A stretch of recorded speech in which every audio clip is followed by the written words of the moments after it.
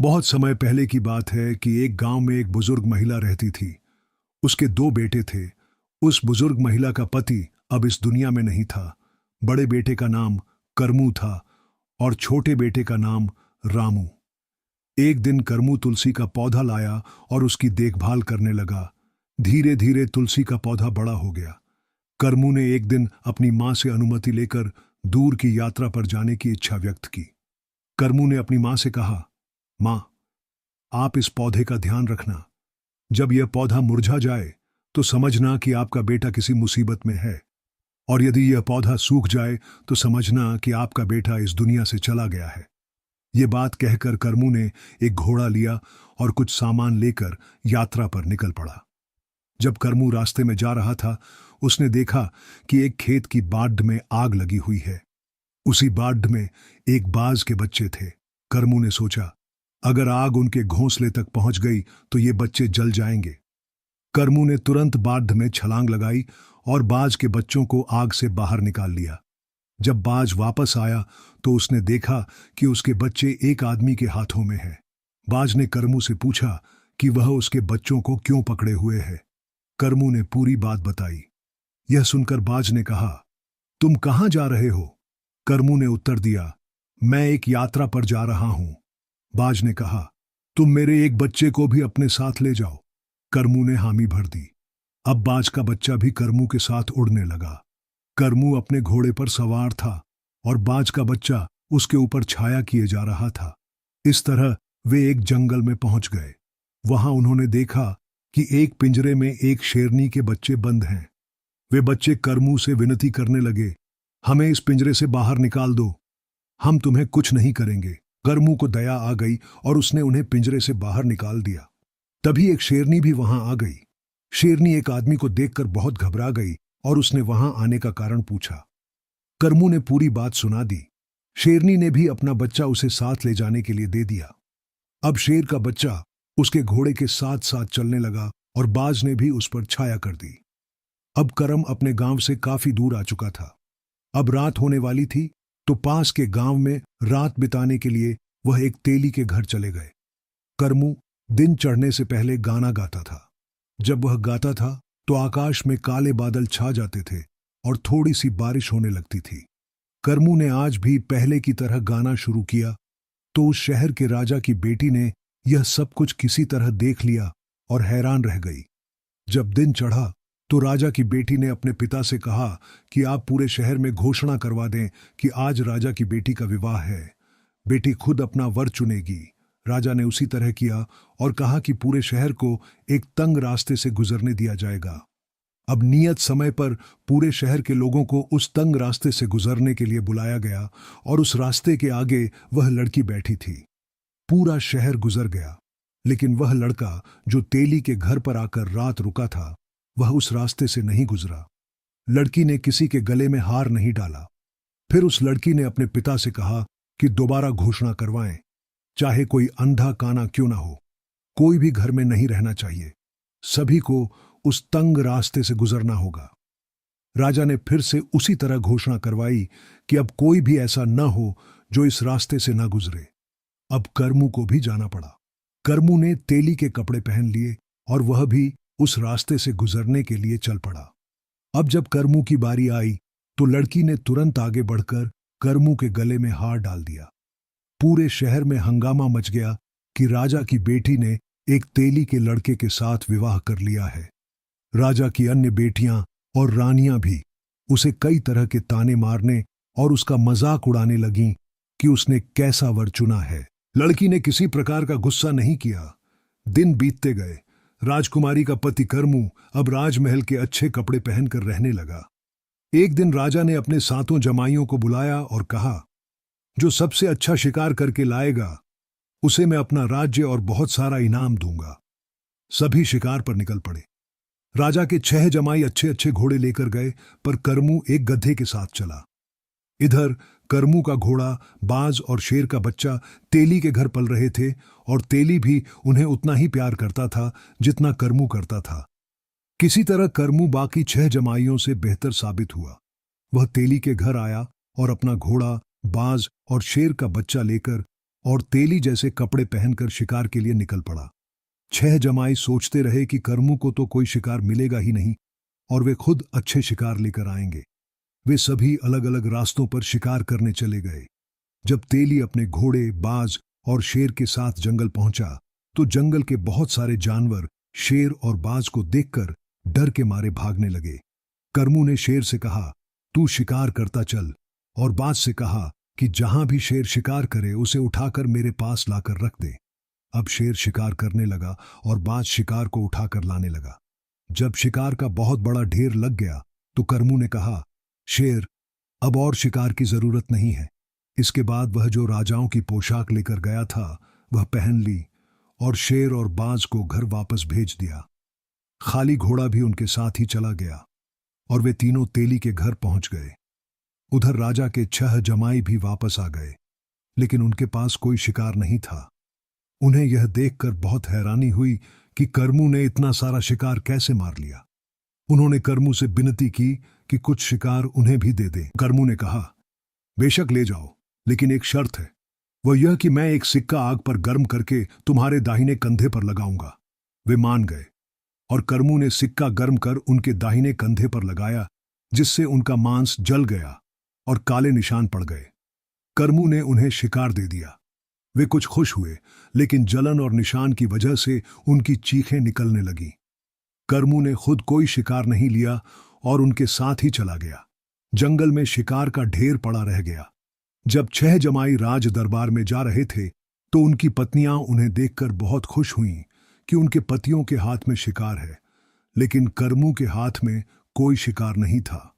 वे 7वें को देखकर उसका मजाक उड़ाने लगीं कि देखो, तुम्हारा पति जिसे तुमने खुद चुना था शिकार नहीं ला सका। जब 7 जमाई राजा के पास पहुंचे तो राजा यह देखकर हैरान हो गया कि 6 के हाथों में शिकार है, लेकिन 7वें के पास कुछ नहीं था। उसने करमू से शिकार न लाने का कारण पूछा। करमू ने कहा, यह शिकार तुम्हारे इन 6 जमाइयों ने नहीं मारे, बल्कि मैंने मारे हैं। राजा ने इस पर विश्वास नहीं किया और कहा कि अगर वह झूठ बोल रहा है तो उसे मौत की सजा दी जाएगी, अन्यथा कोई सबूत पेश करे। करमू ने तुरंत 6 जमाइयों के कंधों पर पड़े निशान दिखा दिए।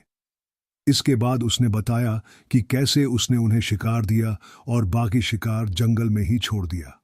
अंत में राजा ने उसकी बात मान ली और 6 जमाइयों को फांसी का आदेश दिया।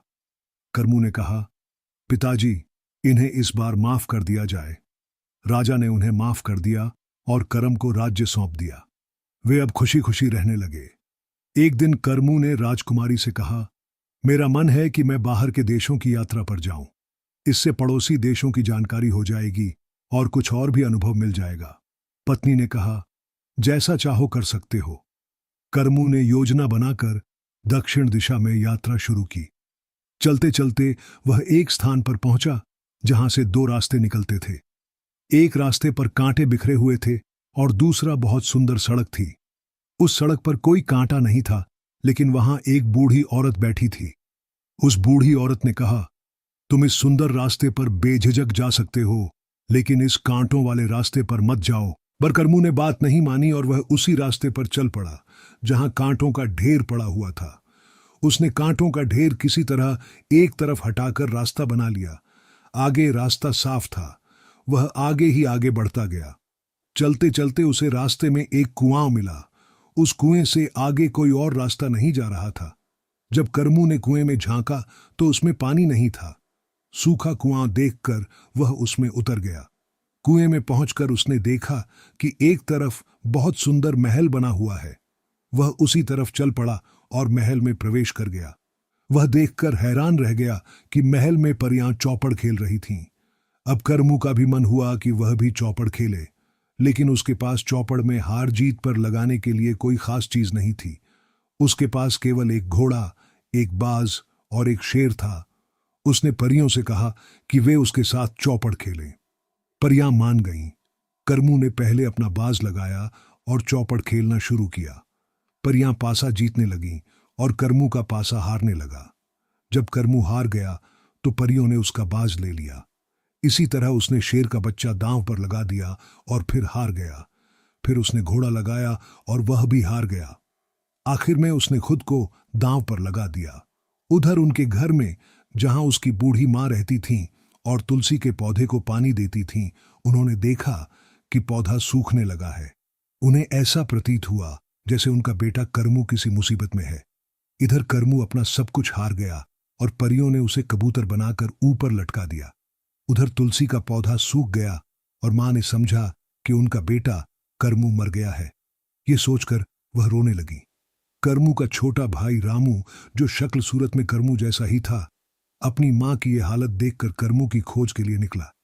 उसने अपनी मां से अनुमति ली और उसी रास्ते पर चल पड़ा जिस पर करमू गया था। रामू ने एक घोड़ा लिया और चल पड़ा। जब रामू उस जगह पहुंचा जहां करमू ने बाज के बच्चों को बचाया था और उनसे एक बाज का बच्चा लिया था, तो बाज ने उससे पूछा, तुम कहां जा रहे हो? रामू ने कहा, मैं अपने भाई करमू की तलाश में जा रहा हूं। बाज ने रामू को अपना दूसरा बच्चा दे दिया और कहा, यह तुम्हारे संकट में काम आएगा। रामू ने बाज का धन्यवाद किया और बाज का बच्चा अपने साथ ले लिया और आगे चल पड़ा। इस तरह वह उस जगह पर पहुंच गया जहां करमू ने शेरनी के बच्चों को पिंजरे से बाहर निकाला था। शेरनी ने भी रामू को अपना दूसरा बच्चा दे दिया। इसी तरह बाज उसे छाया देता रहा और शेर का बच्चा उसके घोड़े के साथ साथ चलता रहा। चलते चलते रामू उसी शहर पहुंच गया जहां करमू का विवाह हुआ था। जब वह महलों के नीचे से गुजर रहा था तो राजा की छोटी बेटी ने उसे देखा और समझा कि यह उसका पति करमू है। जब वह महल के द्वार पर पहुंचा तो सभी पहरेदार एक तरफ हट गए और उसे सलाम करने लगे। रामू ने समझा कि उन्होंने उसे करमू ही समझ लिया है और करमू भी यही कहीं होगा। राजकुमारी उसे मिलने आई और बहुत खुश हुई। उसने रामू को अपना पति समझकर बड़े सत्कार से बुलाया, लेकिन रामू कुछ नहीं बोला। राजकुमारी ने समझा कि उसने मौन व्रत रखा हुआ है। रात को उसे सोने के लिए अच्छे अच्छे बिस्तर दिए। रामू ने रात बिताई। सुबह राजकुमारी ने उसे अच्छा भोजन भी दिया और कहा, आप दूसरे देशों की यात्रा पर गए थे, आपका किस राजा से मेल हुआ? रामू फिर चुप हो गया। अब उसे पता चल गया कि उसका भाई करमू दूसरे देशों की यात्रा पर गया हुआ है। उसने भी यही इरादा बना लिया और यात्रा के बहाने जंगल की ओर चल पड़ा। वह अब उसी रास्ते पर चल रहा था जहां उसका भाई करमू गया था। अंत में वह उस स्थान पर पहुंच गया जहां से दो रास्ते निकलते थे। इसी तरह एक रास्ते पर कांटे थे और दूसरा रास्ता साफ था। वहीं पास में एक बूढ़ी औरत बैठी हुई थी। उसने रामू से भी कहा कि वह उस रास्ते पर न जाए जहां कांटे हैं, साफ रास्ते पर जाए, क्योंकि जो भी इस कांटों वाले रास्ते पर जाता है वह वापस नहीं आता। उस बूढ़ी औरत ने यह भी बताया कि कुछ समय पहले एक लड़का जो तुम्हारे जैसा दिखता था यहां से गया था, वह वापस नहीं आया। रामू ने कहा, वह तो मेरा भाई था, मैं उसकी तलाश में आया हूं। बूढ़ी औरत ने कहा, वह तो मर गया होगा। रामू ने फिर कहा, क्या उसे बचाने का कोई उपाय हो सकता है? उस महिला ने सारी बात सुनकर कहा, मैं तुम्हें एक उपाय बताती हूं। रामू ने कहा, बताइए। उसने एक बिल्ली देते हुए कहा, इस रास्ते पर एक सूखा हुआ कुआं आएगा, उसमें उतर जाना। कुएं में एक महल है जहां परियां चौपड़ खेलती हैं। उनके पास चूहों का जादू है। जब कोई चौपड़ खेलने आता है तो वे उसे शराब पिलाती हैं और खुद शरबत का गिलास पीती हैं, साथ ही चूहे छोड़ देती हैं। चूहों के जादू से वे जीत जाती हैं। तुम उनके शरबत का गिलास पी लेना और उन्हें शराब पिला देना। जब वे चूहे छोड़ेंगी तो तुम इस बिल्ली को छोड़ देना। इस तरह तुम जीत जाओगे। और सारा कुछ समझकर रामू ने उस बुढ़िया को नमस्कार किया और आगे बढ़ गया। चलते चलते वह उस सूखे हुए कुएं पर पहुंच गया जहां रास्ता समाप्त हो गया। रामू कुएं में उतर गया। उसने देखा कि आगे परियां बैठी हुई चौपड़ खेल रही थीं। उन्होंने रामू को देखा और उसे चौपड़ खेलने के लिए कहा। रामू मान गया। चौपड़ का खेल शुरू हो गया। परियां रामू को शराब का गिलास देने लगीं। रामू ने कहा, मैं खुद तुम्हें गिलास भर कर देता हूं। पहले तो परियां नहीं मानी, लेकिन जब रामू ने जोर दिया और कहा कि वह उनकी सेवा भी करेगा तो उन्हें मानना पड़ा। रामू ने उन्हें शराब के गिलास दिए और खुद शरबत का गिलास पी लिया। जब उन्होंने चूहे छोड़े तो रामू ने बिल्ली को छोड़ दिया। इस तरह रामू जीत गया। परियों ने रामू से कहा, तुम जो चाहो मांग लो। रामू ने कहा, जितने भी आदमी तुमने अपने वश में किए हैं उन्हें जीवित कर दो। परियों को यह शर्त माननी पड़ी और उन्होंने सभी आदमियों को जीवित कर दिया। रामू अपने भाई करमू को देखकर बहुत खुश हुआ और वे कुएं से बाहर वापस चले गए। रास्ते में रामू ने करमू को सारी बातें बताईं कि वह नजदीकी शहर गया था जहां राजकुमारी ने उससे बहुत प्यार किया था और उसे अपना पति कहा।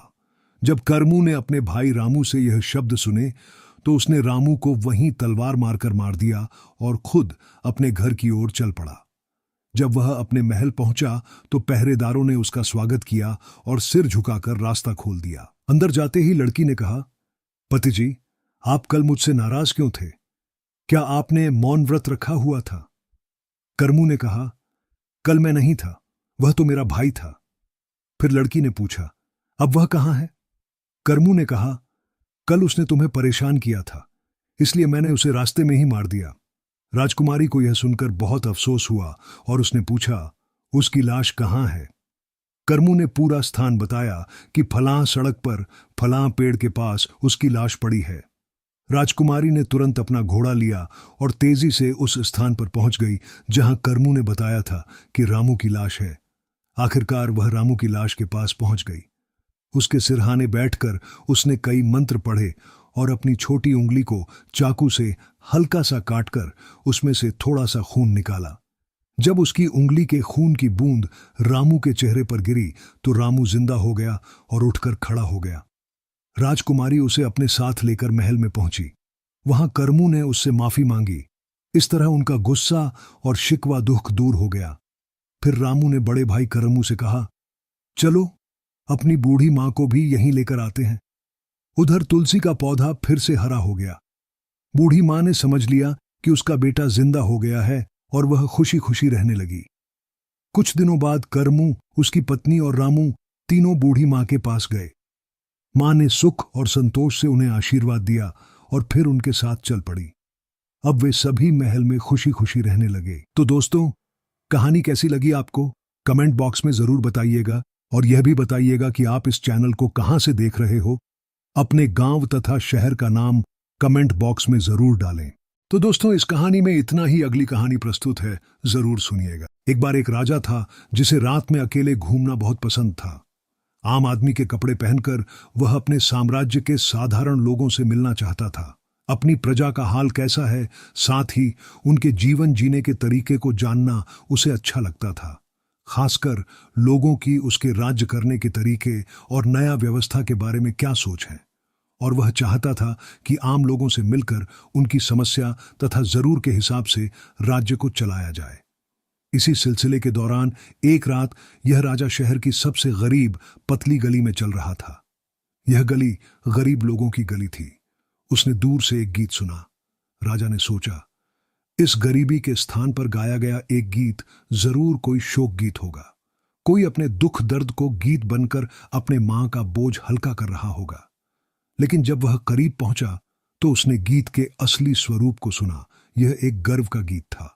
भगवान ने दी है जिंदगी, जियो और उसका शुक्र करो, शुक्र करो, शुक्र करो, सबका वही सहारा है, ना फिक्र करो, ना फिक्र करो, ना फिक्र करो।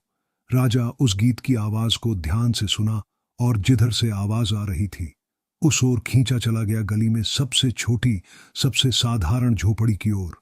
उसने दरवाजे को खड़काया और कहा, क्या एक अजनबी का यहां स्वागत है? अंदर से आवाज आई, एक अजनबी भगवान का उपहार है, आओ अंदर। अंदर की धुंधली रोशनी में राजा ने एक आदमी को देखा जो अपनी एकमात्र फर्नीचर, एक लकड़ी के बक्से पर बैठा था। जब राजा अंदर आया तो आदमी खड़ा हुआ और जमीन पर बैठ गया। राजा को बैठने के लिए डिब्बा पेश करते हुए उसने राजा को बैठने के लिए कहा। राजा ने पूछा, तो मेरे दोस्त, आप अपनी आजीविका के लिए क्या करते हैं? उसे आदमी ने जवाब दिया, दोस्त, मैं एक मोची हूं। राजा ने पूछा, क्या आपके पास एक दुकान है जहां आप जूते बनाते हैं? तो उसे व्यक्ति ने जवाब दिया, नहीं, मैं दुकान का खर्च नहीं उठा सकता। मैं अपने औजारों का डिब्बा आप जिस पर बैठे हैं सड़क के किनारे ले जाकर लोगों के जूतों की मरम्मत करता हूं।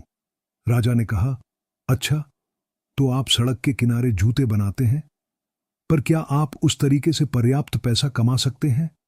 मोची ने विनम्रता और गर्व दोनों के साथ बोला, हर दिन मैं बस इतना पैसा कमाता हूं कि उस दिन का भोजन खरीद सकूं। राजा ने कहा, बस एक दिन के लिए पर्याप्त? क्या आपको डर नहीं है कि एक दिन आप पर्याप्त नहीं कमा पाएंगे और फिर आप भूखे रह जाएंगे? मोची ने कहा, धन्य है वह जो हमें दिन प्रतिदिन उठाता है और अपना कार्य करने की ऊर्जा देता है। अगले दिन राजा ने इस आदमी के विचारों सिद्धांतों को परखने का निश्चय किया।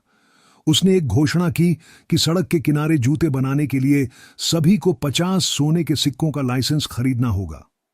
उस रात राजा फिर से उस गरीब मोची की गली में गया। फिर से उसने दूर से एक गीत सुना और सोचा, इस बार जूते बनाने वाला अलग धुन गाएगा। लेकिन जब राजा उस घर के करीब पहुंचा तो उसने जूते बनाने वाले को वही गीत गाते हुए सुना। वास्तव में यह और भी लंबा था, जिसमें एक नया वाक्यांश था जो खुशी से ऊंचा उड़ रहा था। संसार का मददगार है वो, हर सांस में उसका जिक्र करो, ना फिक्र करो ना फिक्र करो। राजा ने दरवाजे पर दस्तक दी। ओ मेरे दोस्त, मैंने उस दुष्ट राजा और उसकी घोषणा के बारे में सुना। मैं तुम्हारे लिए बहुत चिंतित था। क्या तुम आज कुछ खा सके? आओ दोस्त बैठो, अच्छा किया तुम चले आए। जब मैंने सुना कि मैं अपने पहले वाले तरीके से जीविका नहीं कमा सकता तो मैं गुस्से में था, लेकिन मैंने जाना मैं जीविका कमाने का हकदार हूं और मैं एक रास्ता खोजूंगा। जब मैं यही शब्द अपने आप से कह रहा था तभी एक समूह मेरे पास से गुजरा। जब मैंने उनसे पूछा कि वे कहां जा रहे हैं तो उन्होंने बताया, जंगल में लकड़ी इकट्ठा करने। हर दिन वे लकड़ी लेकर आते हैं और उसे जलाने की लकड़ी के रूप में बेचते हैं। जब मैंने पूछा कि क्या मैं उनके साथ आ सकता हूं तो उन्होंने कहा, वहां पूरा जंगल है, आओ तुम भी हमारे साथ चलो। तो मैंने लकड़ी इकट्ठा की। दिन के अंत में मैंने इसे बेचने के लिए पर्याप्त पैसे कमाए ताकि आज के लिए खाना खरीद सकूं। राजा ने हकलाते हुए कहा, सिर्फ एक दिन के लिए पर्याप्त? कल का क्या? अगले सप्ताह का क्या? धन्य हो वह जो हमें दिन ब दिन संभालता है। अगले दिन राजा फिर से अपने सिंहासन पर गया और एक नई घोषणा की कि जो भी राजसी जंगल में लकड़ी इकट्ठा करते हुए पकड़ा जाएगा उसे राजसी सेना में भर्ती किया जाएगा। और सुनिश्चित करने के लिए उसने एक और घोषणा की, नए राजसी सेना के सदस्यों को सजा के तौर पर 40 दिनों तक मुफ्त में नौकरी करनी होगी। उसके बदले उन्हें कोई भी तनख्वाह नहीं दी जाएगी। उस रात राजा फिर से गरीब मोची की गली में गया। आश्चर्यचकित होकर उसने वही गीत सुना, लेकिन अब इसमें एक तीसरा भाग था। वह सब कुछ अच्छा करता है, तुम भी तो अच्छा ही मित्र करो, सबका वही सहारा है, ना फिक्र करो ना फिक्र करो। राजा ने दरवाजे पर दस्तक दी। मोची दोस्त बनाने वाले, आज तुम्हारे साथ क्या हुआ? उन्होंने मुझे राजसी सेना में पूरे दिन खड़ा रखा। उन्होंने मुझे एक तलवार और एक ढाल दी, लेकिन फिर उन्होंने बताया कि मुझे 40 दिनों तक भुगतान नहीं किया जाएगा। मेरे दोस्त, मेरे शुभ चिंतक, मुझे यकीन है कि तुम्हारी इच्छा होगी कि काश मेरे दोस्त ने कुछ रुपए कमा लिए होते और खाना खा लिया होता। अब मैं तुम्हें बताता हूं कि मैंने क्या किया। दिन के अंत में मैंने उस धातु की तलवार की धार को देखा। मैंने सोचा यह तो मूल्यवान होना चाहिए, तो मैंने धार को हैंडल से हटा दिया और लकड़ी की एक और धार बनाई। जब तलवार नाल में हो तो कोई भी फर्क नहीं बता सकता। मैंने धातु की धार को एक गिरवी रखने वाले के पास ले जाकर उसे गिरवी रखा और उससे मुझे एक दिन के खाने के लिए पर्याप्त पैसे मिले। लेकिन मुझे वचन दो, तुम किसी को बताना मत। राजा हैरान रह गया और बोला, लेकिन अगर कल तलवार की जांच हुई तो और कल को क्या व्यवस्था करोगे? धन्य हो वह जो हमें दिन ब दिन संभालता है। अगले दिन गरीब जूते बनाने वाले को राजा की सैनिक पंक्ति में से खींच लिया गया और उसके सामने एक बंदी बनाए आदमी को पेश किया गया। राजा का अधिकारी बोला, सुनो मेरे सिपाही, यह जो बंदी बनाया गया आदमी है, इसने एक भयानक अपराध किया है। तुम्हें उसे चौराहे पर ले जाना है। अपनी तलवार से तुम्हें उसे अपनी तलवार के साथ गला काटकर उसे सजा देनी है। सजा और मैं दूंगा? नहीं नहीं, मैं तो एक धार्मिक आदमी हूं, परमात्मा और उसके बनाए जीवों से प्यार करने वाला। मैं किसी को नफरत नहीं कर सकता। किसी और की जान लेना मेरे बस की बात नहीं है। आप इस काम को किसी और सैनिक को सौंप दीजिए। राजा के अधिकारी ने उसे कहा कि इस काम के बदले में तुझे 100 सोने के सिक्के दिए जाएंगे। लेकिन गरीब मोची ने बड़ी निम्रता से राजा के अधिकारी को इनकार कर दिया। अधिकारी ने उसे बड़े क्रोध से कहा, अगर तुम ऐसा नहीं करते तो हम तुम दोनों को मार देंगे। ये बात सुनकर उसने आंख बंद कर अपने होठों में परमात्मा का नाम लिया। गरीब मोची कांपते हुए आदमी को चौराहे पर ले गया, जहां बहुत भीड़ इकट्ठा हो गई थी। उसके बाद मोची ने बंदी बनाए गए अपराधी को, जिसके हाथ बंधे हुए थे, उसे सजा देने के लिए एक पत्थर पर अपनी गर्दन को रखने के लिए कहा। अपराधी रो रहा था और अपने बच्चों की कसम खा रहा था कि मैं कोई अपराध नहीं किया, पर लाचार होकर उसने अपनी गर्दन को पत्थर पर रखा, जो सजा देने के लिए इस्तेमाल किया जाता था। मोची सीधे खड़ा हुआ, हाथ अपनी तलवार के हैंडल पर रखा। भीड़ की ओर देखते हुए उसने कहा, ईश्वर मेरा गवाह हो, मैं एक हत्यारा नहीं हूं। अगर यह आदमी सच में अपराधी है तो मेरी तलवार हमेशा की तरह रहे, लेकिन अगर वह निर्दोष है तो मेरी तलवार लकड़ी में बदल जाए। उसने अपनी तलवार खींची। लोगों लकड़ी की धार देखकर आश्चर्य से चौंक उठे और वहां हुई महान चमत्कार के सामने झुक गए। राजा, जो शुरू से ही सब कुछ देख रहा था, मोची के पास आया। उसने मोची का हाथ थाम लिया और उसकी आंखों में गहराई से देखा। मैं राजा हूं और मैं तुम्हारा मित्र भी हूं, जो पिछले कई रातों से तुमसे मिलने आया हूं। मैं चाहता हूं कि तुम मेरे साथ महल में रहो और मेरे सलाहकार बनो। कृपया मुझे सिखाओ कि तुम जैसे कैसे जीना है, एक दिन में एक दिन। फिर सभी के सामने दोनों ने नृत्य किया और गाया, भगवान ने दी है जिंदगी, जियो और उसका शुक्र करो, शुक्र करो, शुक्र करो, सबका वही सहारा है, ना फिक्र करो, ना फिक्र करो, ना फिक्र करो। तो दोस्तों, भविष्य की चिंता हमारा वर्तमान खा जाती है। इंसान सदियों तक का सोचता है, लेकिन पता नहीं होता कल तक वह खुद होगा भी या नहीं। दोस्तों, फिक्र छोड़ो, शुक्र करो और खुशी से जियो। जो होना है होकर ही रहता है, चिंता से कुछ नहीं बदलता। उम्मीद है कहानी अच्छी लगी होगी। कमेंट करके ज़रूर बताएं और साथ ही यह भी बताएं कि आप इस वीडियो को कहां से देख रहे हो। अपना शहर तथा गांव का नाम कमेंट बॉक्स में ज़रूर डालें, नहीं तो भगवान के नाम का ही कमेंट कर देना। आपका कमेंट हमारे लिए इनाम सामान होगा। अगली कहानी आपके लिए प्रस्तुत है। एक समय की बात है कि बहुत सारे लड़के खेल रहे थे। जब दोपहर हो गई तो सभी बच्चों की माताएं अपने अपने बच्चों को रोटी खाने के लिए बुला ले गईं। लेकिन हास नाम का एक लड़का वहीं बैठा रहा। वजह यह थी कि उसके माता पिता अब इस दुनिया में नहीं थे। वह कई दिनों से भूखा था। वह उस गांव के चौराहे पर बैठकर रोने लगा। उसी समय उस नगरी का एक वजीर, जो बहुत धर्मप्रिय था, उसने यज्ञ का आयोजन किया। उसने कालिदास और अन्य ब्राह्मणों को यज्ञ में बुलाया। जब वे चौराहे से गुजरे तो उन्होंने हांस को रोते हुए देखा। उन्होंने उससे पूछा, तुम क्यों रो रहे हो और तुम्हारा नाम क्या है? हांस ने जवाब दिया, मेरा नाम हांस है और मेरे माता पिता का देहांत हो चुका है। मैं कई दिनों से भूखा हूं। क्या आप मेरी भूख मिटा सकते हैं? कालिदास, जो भगवान का प्रिय भक्त था, ने हांस पर दया की और उसे अपने साथ ले गया। यज्ञ का आयोजन शुरू हुआ। सबसे पहले ब्राह्मणों को भोजन कराया गया। हांस ने भी ब्राह्मणों के साथ भोजन किया और बहुत खुश हुआ। अब वजीर को दक्षिणा देनी थी। उसने सबसे पहले उस लड़के को दक्षिणा देने की कोशिश की और उससे कहा, लो, दक्षिणा लो। लड़के ने सोचा कि वजीर उसे दोबारा भोजन देने आया है और शायद वजीर को कुछ गलतफहमी हो गई है। उसने कहा, मैंने तो खा लिया है। दूसरी बार फिर वजीर ने कहा, लो, दक्षिणा लो। लड़के ने फिर वही जवाब दिया। तीसरी बार भी ऐसा ही हुआ तो वजीर को गुस्सा आ गया। उसने सोचा, इस लड़के ने दक्षिणा लेने से इनकार क्यों किया है? गुस्से में आकर वजीर ने हांस को एक चपत लगा दी। यह देखकर कालिदास घबरा गया।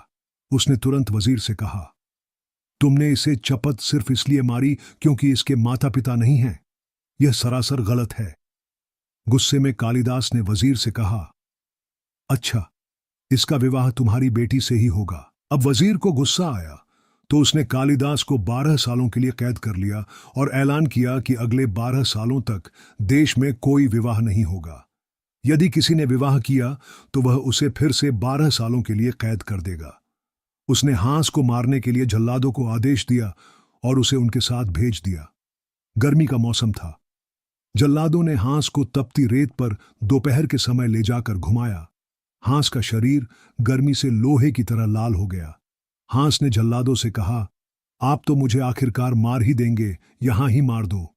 जल्लादों ने सोचा, हमें तो वैसे ही इसे मारना है, तो अभी ही मार देना बेहतर है। उन्होंने कहा, अगर हमें कोई पत्थर मिल जाए तो हम तुझे उस पर रख कर मारेंगे, लेकिन यहां कोई पत्थर नहीं है, आगे चलकर देखते हैं। आखिरकार एक जंगल में उन्हें एक पत्थर मिला। जल्लादों ने हांस को उस पत्थर पर रखा और उसे मारने की तैयारी की।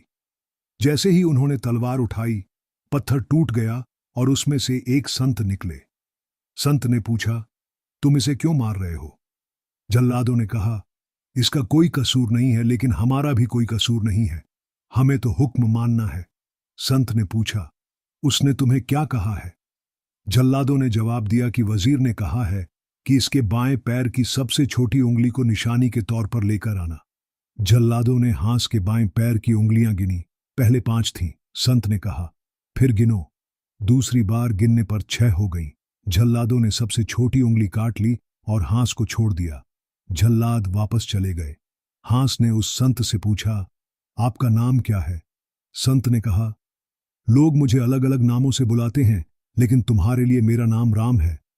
हांस राम को याद करता हुआ आगे बढ़ गया और संत उसी पल अदृश्य हो गए। थोड़ा आगे चलकर हांस को कीकर का एक बड़ा पेड़ मिला। उसमें बहुत बड़ा सुराख था जिसमें घुसा जा सकता था। हांस उस कीकर के अंदर चला गया। उधर एक राजा और उसका वजीर नदी से लौटते हुए शिकार खेलने आए। राजा ने देखा कि जमीन पर ताजा खून के धब्बे हैं। उसने सोचा, यह जरूर किसी हिरण का खून है जिसे तीर लग गया होगा। शायद यह पास ही हो, हम इसे पकड़ सकते हैं। वे खून के धब्बों का पीछा करने लगे। असल में वह खून हांस के पैर की कटी हुई उंगली से बह रहा था और जमीन पर गिर रहा था। राजा खून के कतरे देखते हुए उस कीकर के पेड़ के पास पहुंचा। उसने तीर खींचकर कीकर में चलाया। वह तीर हांस के उस अंग पर लगा जहां से छठी उंगली काटी गई थी। हांस रोने लगा। राजा ने जब देखा तो उसे बहुत पछतावा हुआ। उसने वजीर से कहा, यह बहुत बड़ा पाप हुआ है। एक मां का बेटा मेरी वजह से मारा गया। आगे जब मैं हिरण को मारने लगा तो वह भाग गया और मेरा तीर राम गाय को लग गया। वह वहीं मर गई और उसके पेट से उसका बच्चा बाहर निकला जो अब मर चुका है। मैं इस पाप का बदला कैसे चुकाऊं? राजा ने बच्चे को कीकर के पेड़ से बाहर निकाला तो पाया कि वह जिंदा था। राजा ने कहा, वजीर, मेरे कोई पुत्र नहीं है। अगर तुम किसी को नहीं बताओगे तो मैं इस बच्चे को अपना पुत्र बना लेता हूं। वजीर ने जवाब दिया, मैं किसी को नहीं बताऊंगा। राजा ने हांस को उठा लिया और अगली सुबह घोषणा कर दी कि राजा के घर एक पुत्र हुआ है। 12 सालों तक उन्होंने बच्चे को किसी को नहीं दिखाया। जब 12 साल बीत गए, राजा ने सोचा, मैं तो बूढ़ा हो चुका हूं, क्यों न राजपाट इसे ही दे दिया जाए। राजा ने अपनी रानी से इस बारे में बात की। रानी ने कहा, मैं तो पहले ही कहने वाली थी कि मेरा भी आधा राज्य हांस चंद्र को दे दो। अब इस बात में देर नहीं करनी चाहिए। हांस चंद्र को राज देने के लिए दिन तय कर लिया गया। सभी वजीरों को बुलाया गया। वह वजीर भी घोड़ी पर चढ़कर आया जिसने हांस को मारने का आदेश दिया था और कालिदास को 12 सालों तक कैद में रखा था। अब भोजन करने के बाद उस लड़के ने सभी को दक्षिणा देनी थी। वही वजीर सबसे आगे बैठा था। लड़का उसे दक्षिणा देने गया, लेकिन वजीर ने मना कर दिया और कहा, मुझे स्नान करना है। उसे स्नान करा दिया गया। लड़के ने फिर उसे दक्षिणा लेने के लिए कहा, लेकिन उसने फिर से मना कर दिया और कहा, मैं अपनी माला भूल आया हूं। राजा ने कहा, तुम मेरे बेटे को राज मिलने पर खुश नहीं हो? वजीर ने जवाब दिया, नहीं जी, यह बात नहीं है। मैं बहुत खुश हूं, लेकिन मैं भक्ति करने से पहले कुछ भी नहीं खाता। इसके बाद हांस चंद्र को वजीर की माला लाने के लिए भेजा गया। वजीर ने एक चिट्ठी दी और उसमें लिखा कि इसे आते ही विख्या दे देना। विख्या का मतलब जहर था और वजीर की योजना थी कि उस लड़के को मार दिया जाए। सुबह सवेरे वह लड़का वजीर के घर पहुंचा। उसने वजीर के बेटे देव को आवाज दी। देव आया और उसने चिट्ठी पढ़ी और लड़के को अंदर ले गया। रास्ते में वजीर की बेटी, जिसका नाम विख्या था, ने लड़के की जेब से चिट्ठी निकाल ली और उसे पढ़ लिया। उसने विख्या को विथ्या में बदल दिया। देव ने भी चिट्ठी पढ़ते हुए यही देखा कि इसे आते ही विथ्या दे देना। देव ने अपनी बहन विथ्या का विवाह चंद्रहांस से कर दिया। वे सभी बहुत खुश थे। कालिदास, जो जेल में बैठा हुआ यह सब देख रहा था, बहुत खुश हुआ। उसे एहसास हुआ कि वह चंद्रहांस ही है और उसका श्राप सही साबित हुआ। वजीर भी वहां आया और अपनी पिछली बातों को भूलने पर बहुत पछताया। उसने कालिदास को जेल से रिहा कर दिया। यह एक बार की बात है कि 3 भाई थे। वे तीनों ही अपने इलाके में झूठी कहानियां सुनाने के लिए मशहूर थे। वे लंबी यात्राएं करते और अलग अलग जगह जाकर मनगढ़ंत बातें सुनाते रहते। उनकी कहानियां इतनी बढ़ा चढ़ाकर होती कि सुनने वाले या तो उठकर चले जाते या गुस्से में आकर बोल पड़ते।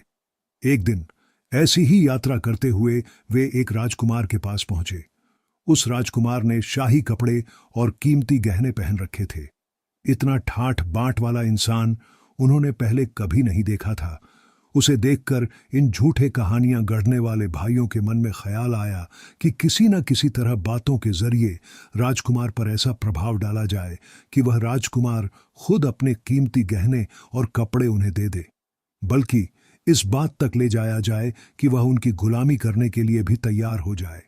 उन्होंने आपस में योजना बनाई और राजकुमार से कहा, राजकुमार, क्यों ना आज हम सब एक दूसरे को अपनी पिछली चालाकियों की कहानियां सुनाकर आनंद लें।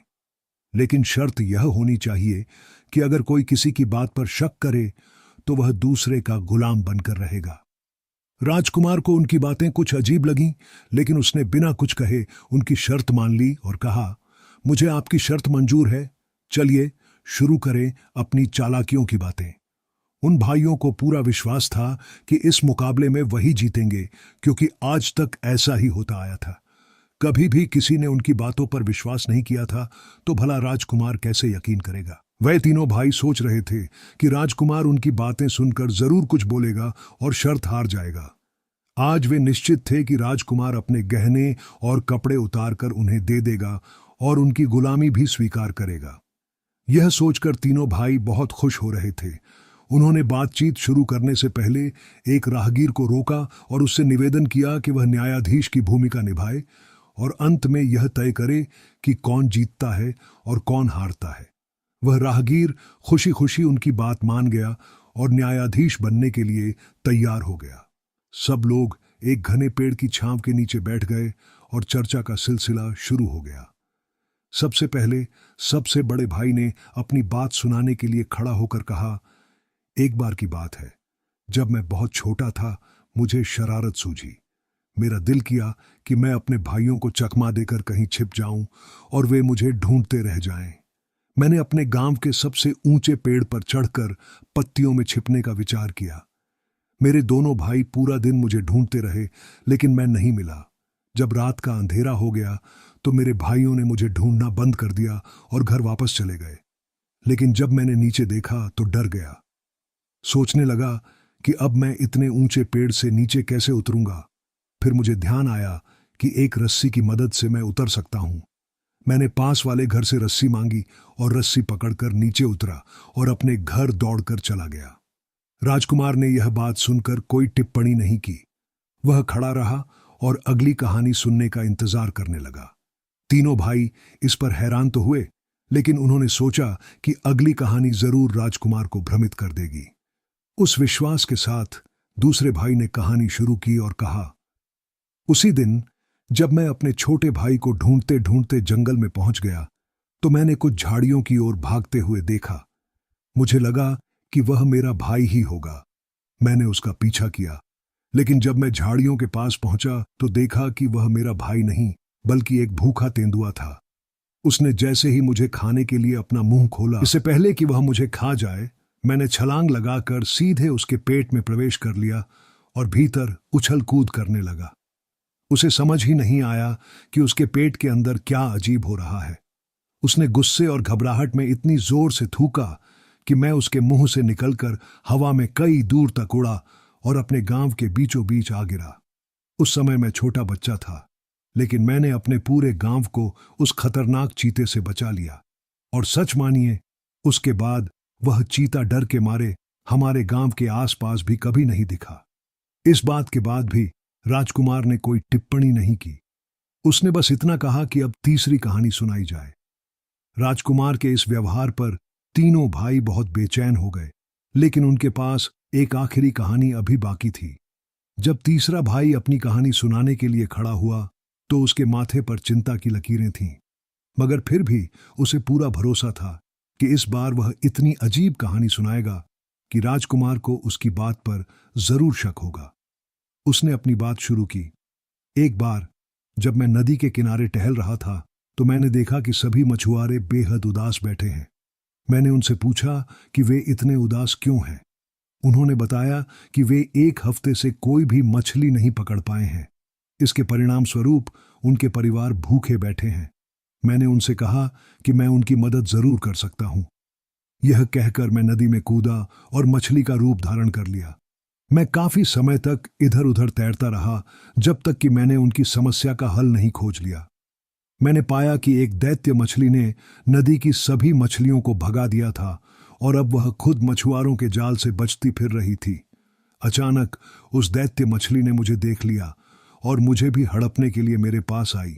जैसे ही वह मेरे करीब आई, मैंने पलक झपकते ही अपने असली मानव रूप में बदलकर अपनी तलवार से उसका पेट फाड़ दिया।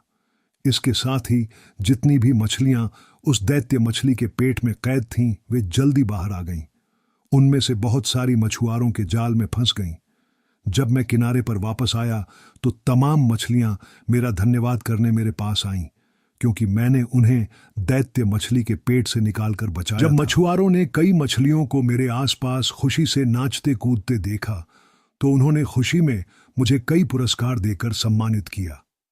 जब यह कहानी भी खत्म हो गई तब भी राजकुमार ने कोई प्रतिक्रिया नहीं दी। अब तो तीनों भाई काफी परेशान हो गए।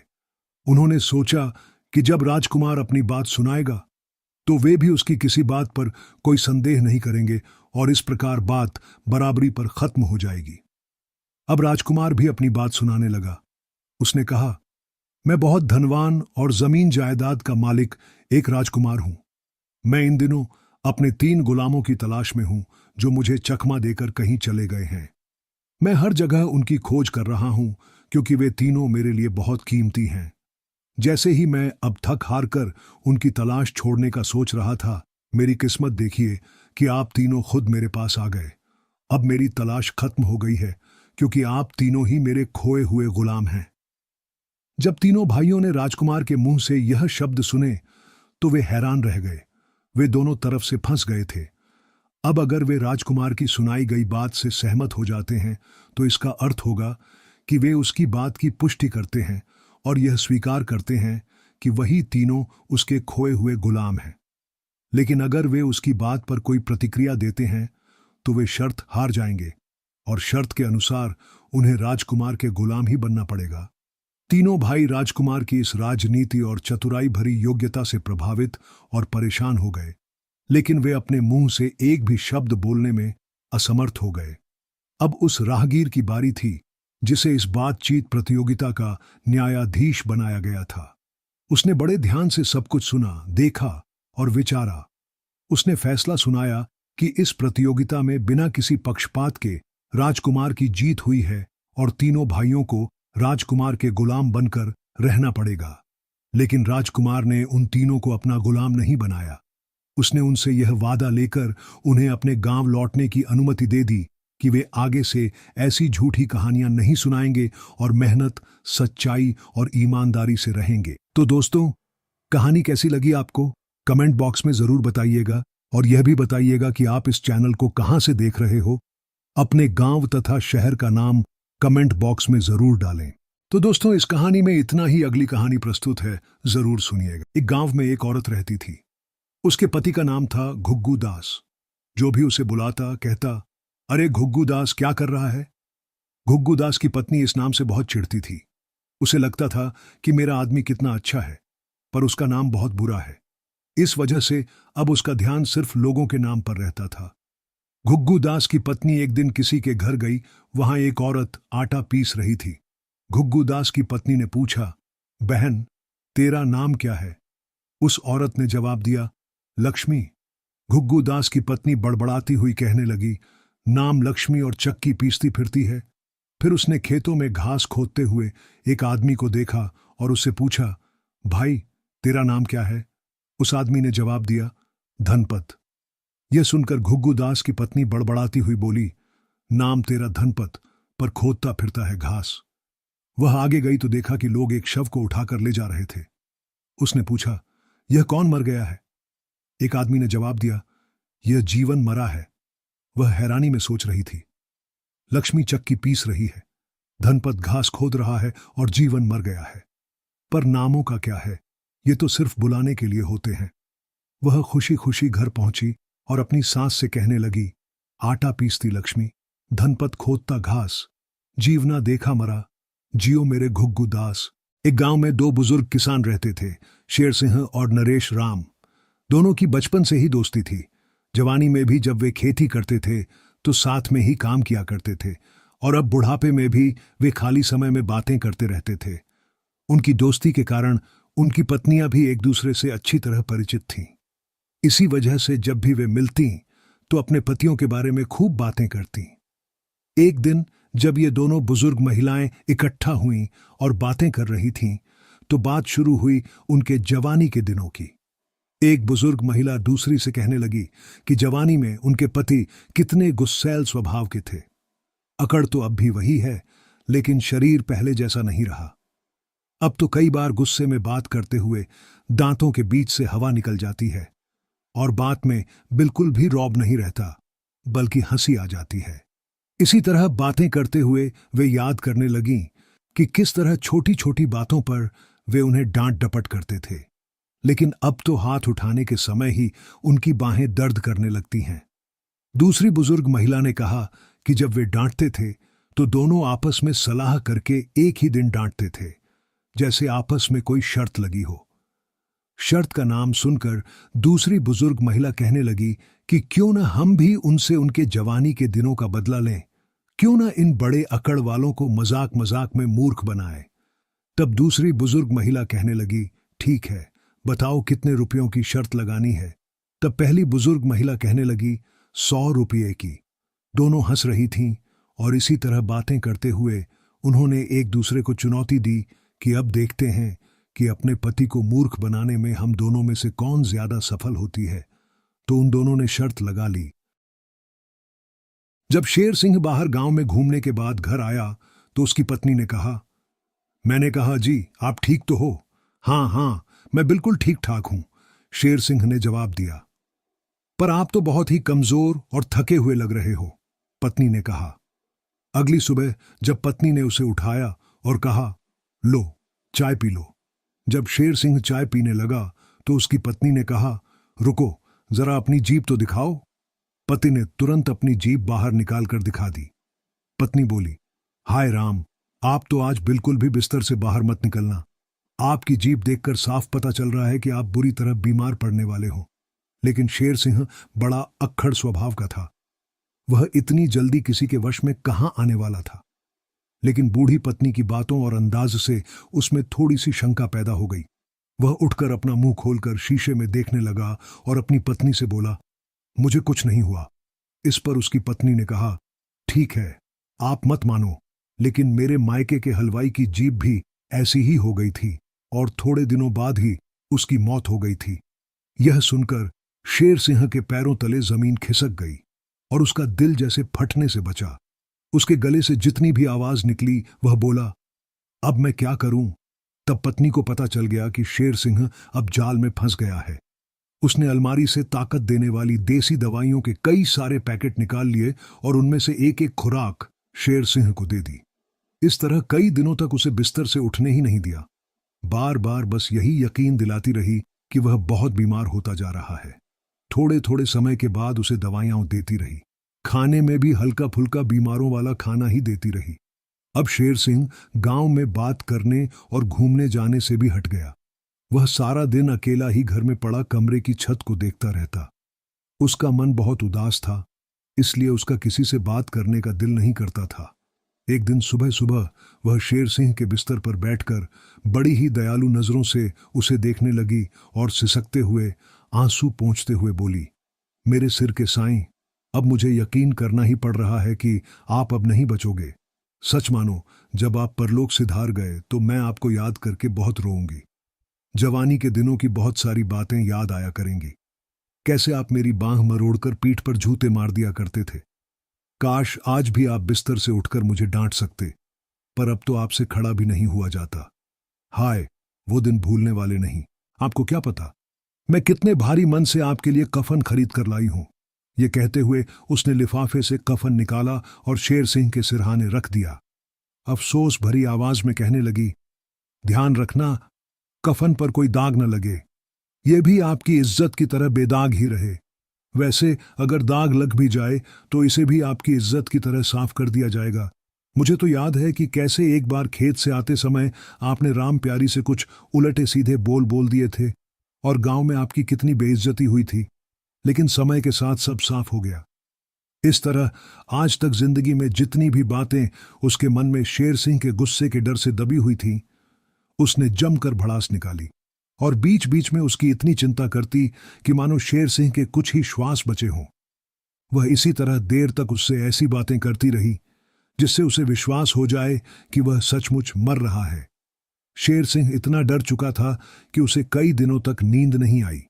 एक रात दिन चढ़ने से पहले उसके शरीर को ऐसी नींद आई कि वह अगले दिन सुबह नहीं उठा। तब उसकी बूढ़ी पत्नी ने शर्त जीतने के लिए घर में रोना धोना शुरू कर दिया कि शेर सिंह मर चुका है। शेर सिंह का शरीर इतना कमजोर और नींद ना आने से बेबस हो चुका था कि वह सब कुछ सुनते हुए भी उठ नहीं पाया। इस तरह वह रोती रही और गांव के सारे लोग इकट्ठा हो गए।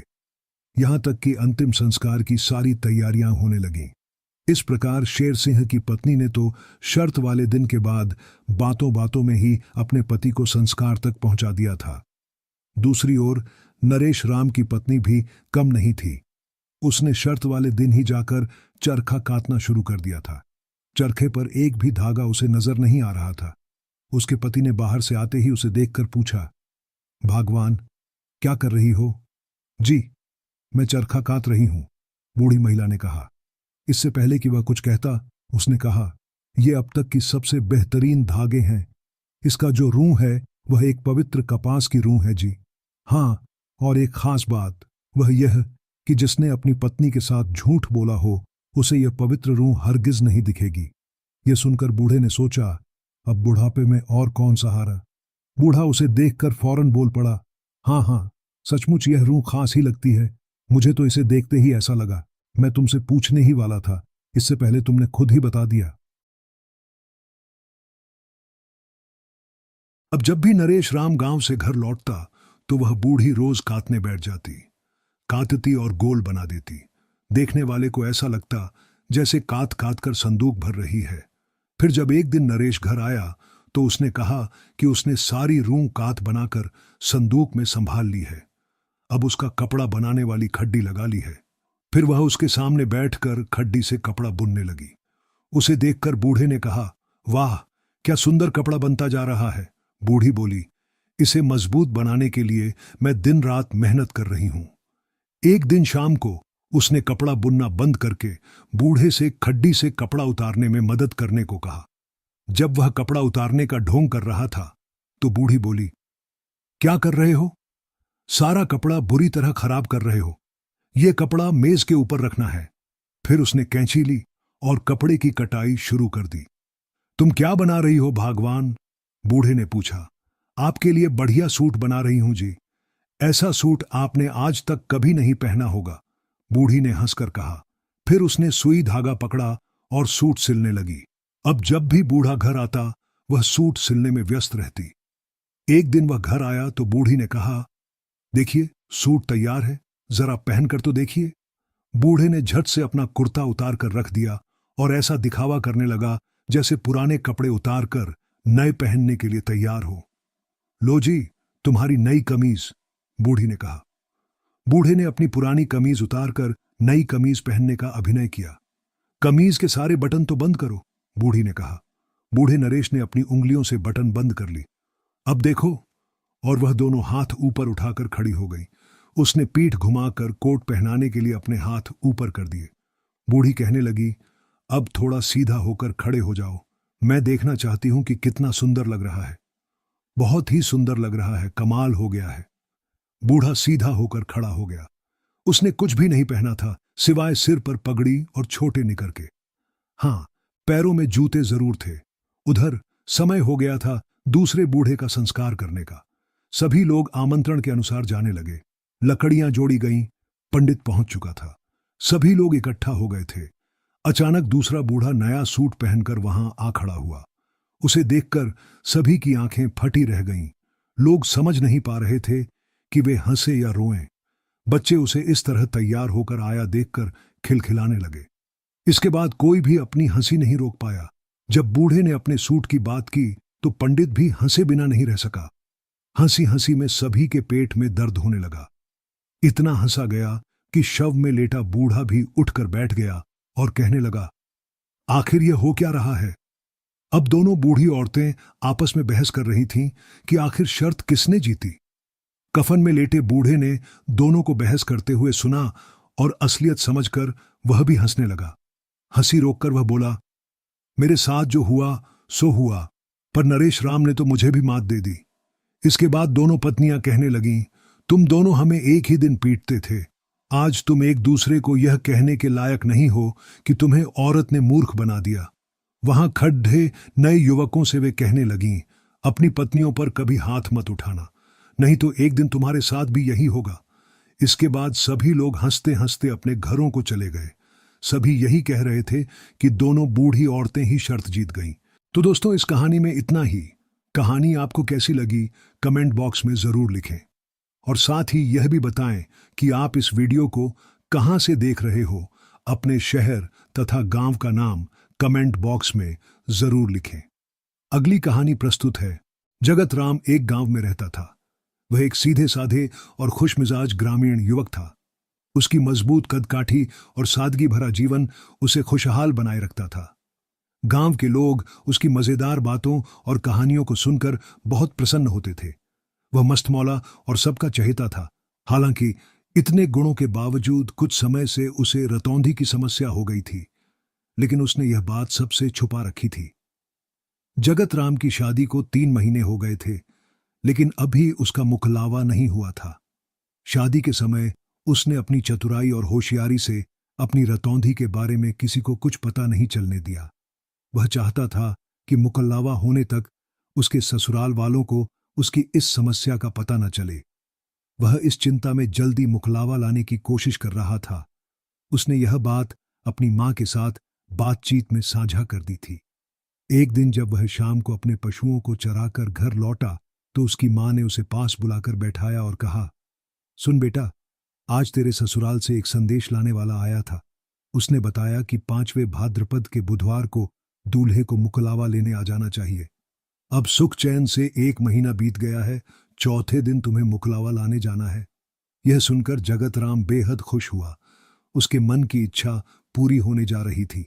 अगले 2 दिनों में उसकी मां ने अपने घर का अनाज बेचकर उसके लिए एक सुंदर पोशाक तैयार करवा दी। उस बुधवार को उसकी मां ने मंगल सिंह नाई को तैयार कर जगत राम को मुकलावा लाने भेज दिया। समझदार मां ने उन्हें सुबह ही घर से भेज दिया ताकि दिन रहते वे ससुराल पहुंच सकें और किसी को भी जगत राम की रतौंधी की समस्या का पता न लगे। मंगल सिंह और जगत राम रास्ते भर बातें करते हुए आगे बढ़ते गए। नाई भले ही अधेड़ उम्र का था, फिर भी बातों के मामले में वह जगत राम से कम नहीं था। जब गांव केवल 2 कोस दूर रह गया तो दोनों को गांव दिखाई देने लगा। गांव को देखकर जगत राम खुशी से भर गया। गांव के खेत बहुत दूर दूर तक फैले हुए थे। चारों तरफ 2-3 कोस तक गांव की जमीन थी। जगत राम के ससुराल का कुआं उनके रास्ते में था। उसके सालों कुएं पर काम कर रहे थे। उन्होंने धान के खेतों को पानी लगा रखा था। उन्हें अपने नए जीजा के आने का बेसब्री से इंतजार था। जब उन्होंने रास्ते से एक व्यक्ति को केसरी पगड़ी पहने हुए आते देखा तो वे समझ गए कि ये मेहमान उनके ही हैं। जब वे पास आए तो उन्होंने पहचान लिया कि यह जगत राम ही है। बड़े आदर के साथ उन्होंने उनके लिए चादर बिछा दिया और पेड़ की ठंडी छांव में बिठा दिया। बहते कुएं के पानी से एक घड़ा भरकर उन्हें पीने को दिया और उनका हालचाल पूछा। 2 घड़ी आराम करने के बाद नाई ने कहा, सरदार जी, हमारे साथ गांव तक एक आदमी चले। उन्हें जवाब मिला, दिन थोड़ा रह गया है, धान की सिंचाई भी पूरी हो रही है, चलो बातचीत करते करते साथ चलते हैं। इसके बाद जगत राम के सालों में से एक ने तरकक्की की बातों में सभी को शामिल कर लिया। सभी साले अपने अपने काम में लग गए। डूबते सूरज को देखकर जगत राम का दिल बैठने लगा। वह मन ही मन सोचने लगा कि अगर अंधेरा हो गया तो कहीं मेरे रतौंधी का राज न खुल जाए। हालांकि जगत राम यह बात किसी को बताना नहीं चाहता था, पर बिना बताए अब कोई उपाय भी नहीं दिख रहा था। उसने धीरे से अपने पास बैठे मंगल सिंह नाई से कहा, कृपया इस बात को किसी से मत कहना, मुझे रात को रतौंधी हो जाती है। अगर अंधेरा हो गया तो मुझे घर पहुंचाना तुम्हारा काम होगा, मेरा ध्यान रखना। मंगल सिंह नाई ने यह सुनते ही सन्नाटा खींच लिया। वह एकदम हक्का बक्का रह गया और निराश होकर बोला, जगत राम, यह तो बहुत बड़ी समस्या हो गई। रतौंधी तो मुझे भी कुछ समय से है, अब क्या होगा? कहीं बदनामी ना हो जाए। जगत राम के ससुराल वालों को अगर उसके रतौंधी के बारे में पता लग गया तो कहीं वे उसे खाली हाथ ही वापस न भेज दें। यह सोचकर जगत राम के मुखलावा की सारी खुशी खत्म हो गई। वह निराश होकर सिर झुकाए बैठ गया। मंगल सिंह नाई ने उसे कहा, जगत राम, तुम बहुत समझदार हो, अगर तुम अपनी बात छुपा सको तो सब सही हो जाएगा। यह सोचकर कि कहीं मेहमानों को भूख न लगी हो, जगत राम के सालों ने कुआं छोड़ दिया। भैंसे को खुरलियों से निकालकर उनके साथ चला दिया। जगत राम और मंगल सिंह नाई भी अपने जूते पहनकर उनके साथ हो लिए। अभी कुएं से निकले ही थे कि गांव आधा कोस दूर रह गया। इस दौरान अच्छी बारिश हो चुकी थी।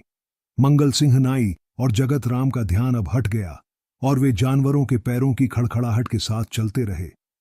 जानवर घर की तरफ बढ़े, लेकिन भैंसे गांव के पास वाले तालाब की ओर मुड़ गईं। चालाकी से दोनों ने भैंसों की पूंछ पकड़ ली और ऐसा नाटक किया कि जैसे भैंसों की सराहना कर रहे हों। भैंसे तालाब में चली गईं।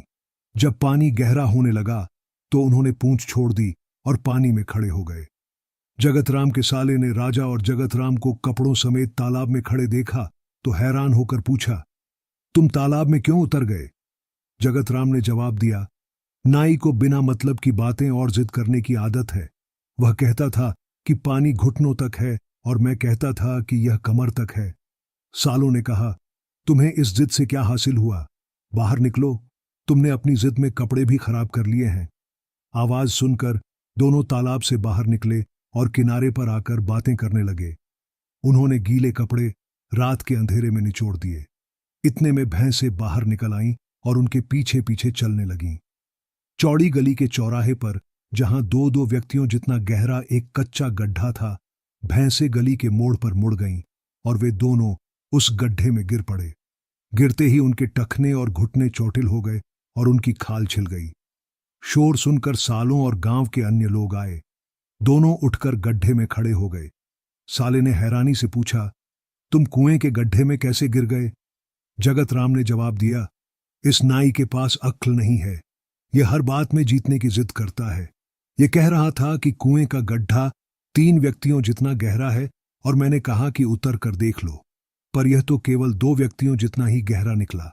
जगत राम के सालों ने समय पर रस्से और पगड़ियां लपेटकर उन्हें बाहर निकाल लिया। घर पास ही था। दोनों ने सालों के साथ बातचीत का सिलसिला टूटने नहीं दिया और सही सलामत घर पहुंच गए। अंधेरा होने के कारण उनके गीले कपड़ों का ज्यादा ध्यान नहीं गया। उसी समय गांव की लड़कियां जो नई चीजें देखने आई थीं, सारा राज खोल देतीं, लेकिन वे सालों के साथ जाकर खटिया पर बैठ गए। जगत राम की सास बहुत खुश हुई। उसने जगत राम को प्यार दिया और घर की खैर खबर पूछी। उसने चाय और अच्छे चावल तैयार किए और चावल की थाली सामने परोसकर दही लेने अंदर चली गई। जगत राम की खटिया के पास बकरी बंधी हुई थी। वह जगत राम की थाली से चावल खाने लगी, लेकिन जगत राम को इसका पता नहीं चला। जब दही का बर्तन लेकर जगत राम की सास वापस आई तो उसने देखा कि बकरी थाली से चावल खा रही थी। यह देखकर सास बोली, बकरी चावल खा गई, तुम्हें ध्यान रखना चाहिए था। जगत राम ने जवाब दिया, नहीं मां, मेरी मां को लोगों ने शक दिलाया था और कहा था कि शादी में पहला निवाला बकरी को खिलाया जाए। अच्छा हुआ कि बकरी आपके ही घर पर थी। सास ने चावल की दूसरी थाली लाकर उसमें दही डालने लगी और जगत राम ने सास को बकरी समझकर उसके मुंह पर थूक दिया। सास बेहद हैरान हुई और अंदर ही अंदर घुट गई, क्योंकि वह अपनी बदनामी से डरती थी।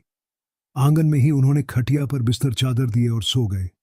आधी रात को जगत राम को पेशाब लगा। उसने पास वाली खटिया पर सो रहे मंगल सिंह नाई को हल्का झटका देकर जगाया और कान में कहा, मुझे पेशाब आया है, क्या करूं? मंगल सिंह नाई ने सलाह दी, मुझे भी पेशाब आया है। पगड़ियां खटिया से बांध लेते हैं और पगड़ी पकड़कर खाट से दूर पेशाब कराते हैं, फिर पगड़ियों के सहारे वापस खाट पर लेट जाते हैं। दोनों ने ऐसा ही किया। मंगल सिंह नाई ने तो पगड़ी पकड़े रखी, लेकिन जब जगत राम पेशाब करने लगा तो उसकी पगड़ी हाथ से छूट गई। अब वह अंधे की तरह अपने बिस्तर की तलाश में लग गया। तलाश करते करते उसे अपनी खाट की जगह सास की खाट पर हाथ जा पड़ा।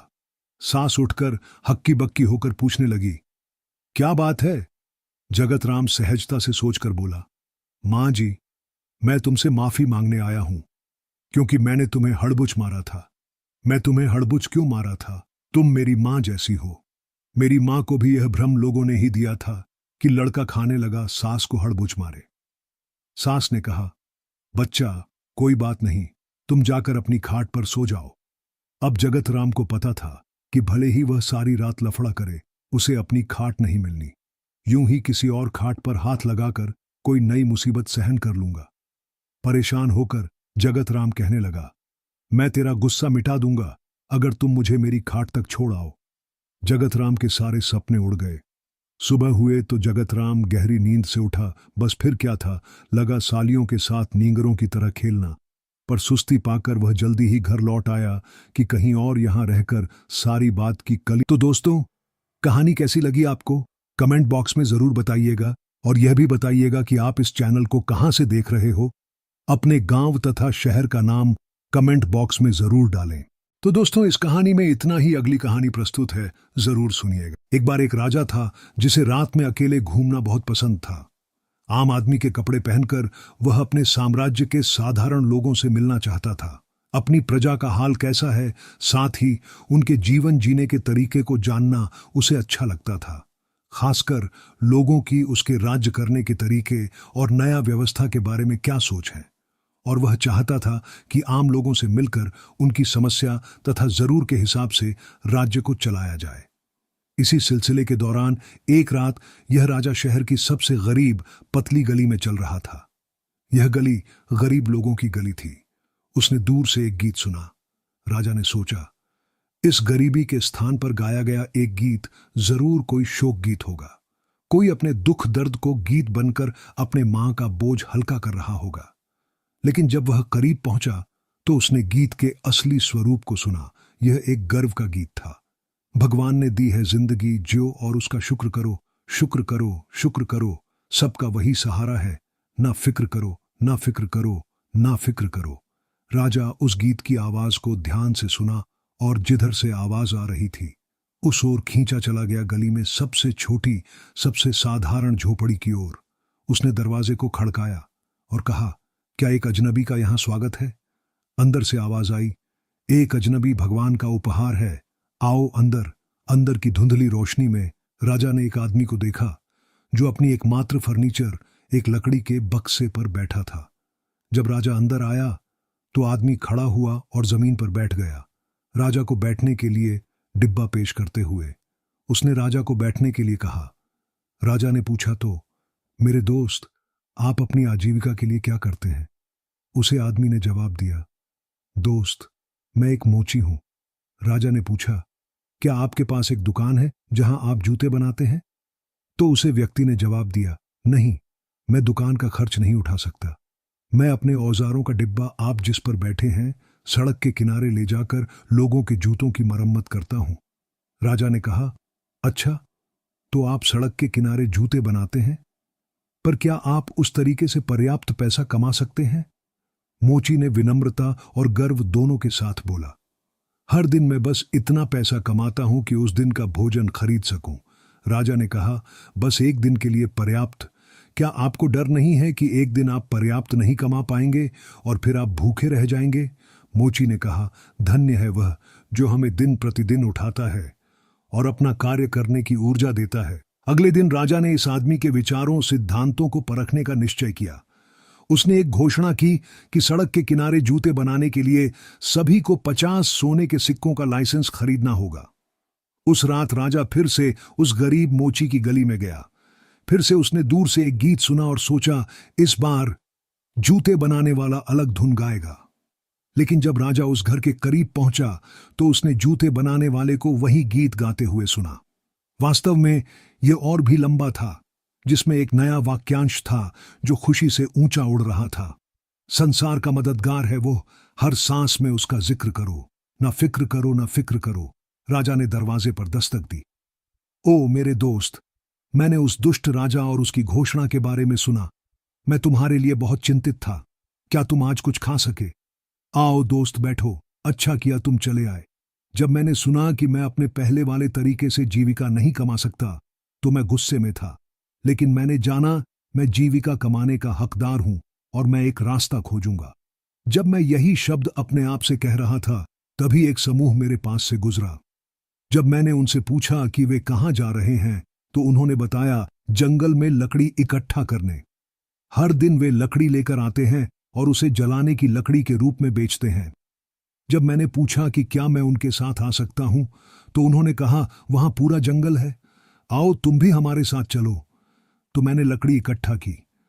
दिन के अंत में मैंने इसे बेचने के लिए पर्याप्त पैसे कमाए ताकि आज के लिए खाना खरीद सकूं। राजा ने हकलाते हुए कहा, सिर्फ एक दिन के लिए पर्याप्त? कल का क्या? अगले सप्ताह का क्या? धन्य हो वह जो हमें दिन ब दिन संभालता है। अगले दिन राजा फिर से अपने सिंहासन पर गया और एक नई घोषणा की कि जो भी राजसी जंगल में लकड़ी इकट्ठा करते हुए पकड़ा जाएगा उसे राजसी सेना में भर्ती किया जाएगा।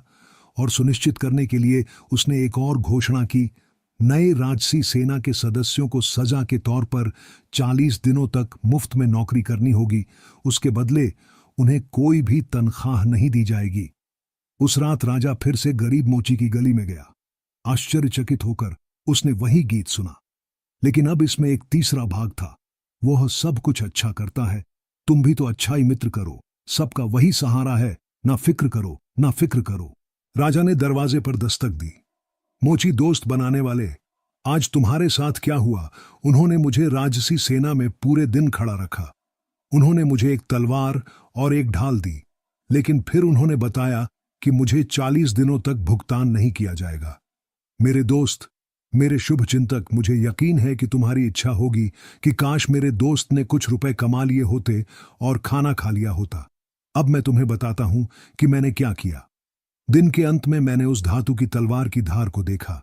मैंने सोचा यह तो मूल्यवान होना चाहिए, तो मैंने धार को हैंडल से हटा दिया और लकड़ी की एक और धार बनाई। जब तलवार नाल में हो तो कोई भी फर्क नहीं बता सकता। मैंने धातु की धार को एक गिरवी रखने वाले के पास ले जाकर उसे गिरवी रखा और उससे मुझे एक दिन के खाने के लिए पर्याप्त पैसे मिले। लेकिन मुझे वचन दो, तुम किसी को बताना मत। राजा हैरान रह गया और बोला, लेकिन अगर कल तलवार की जांच हुई तो और कल को क्या व्यवस्था करोगे? धन्य हो वह जो हमें दिन ब दिन संभालता है। अगले दिन गरीब जूते बनाने वाले को राजा की सैनिक पंक्ति में से खींच लिया गया और उसके सामने एक बंदी बनाए आदमी को पेश किया गया। राजा का अधिकारी बोला, सुनो मेरे सिपाही, यह जो बंदी बनाया गया आदमी है, इसने एक भयानक अपराध किया है। तुम्हें उसे चौराहे पर ले जाना है। अपनी तलवार से तुम्हें उसे अपनी तलवार के साथ गला काटकर उसे सजा देनी है। सजा और मैं दूंगा? नहीं नहीं, मैं तो एक धार्मिक आदमी हूं, परमात्मा और उसके बनाए जीवों से प्यार करने वाला। मैं किसी को नफरत नहीं कर सकता। किसी और की जान लेना मेरे बस की बात नहीं है।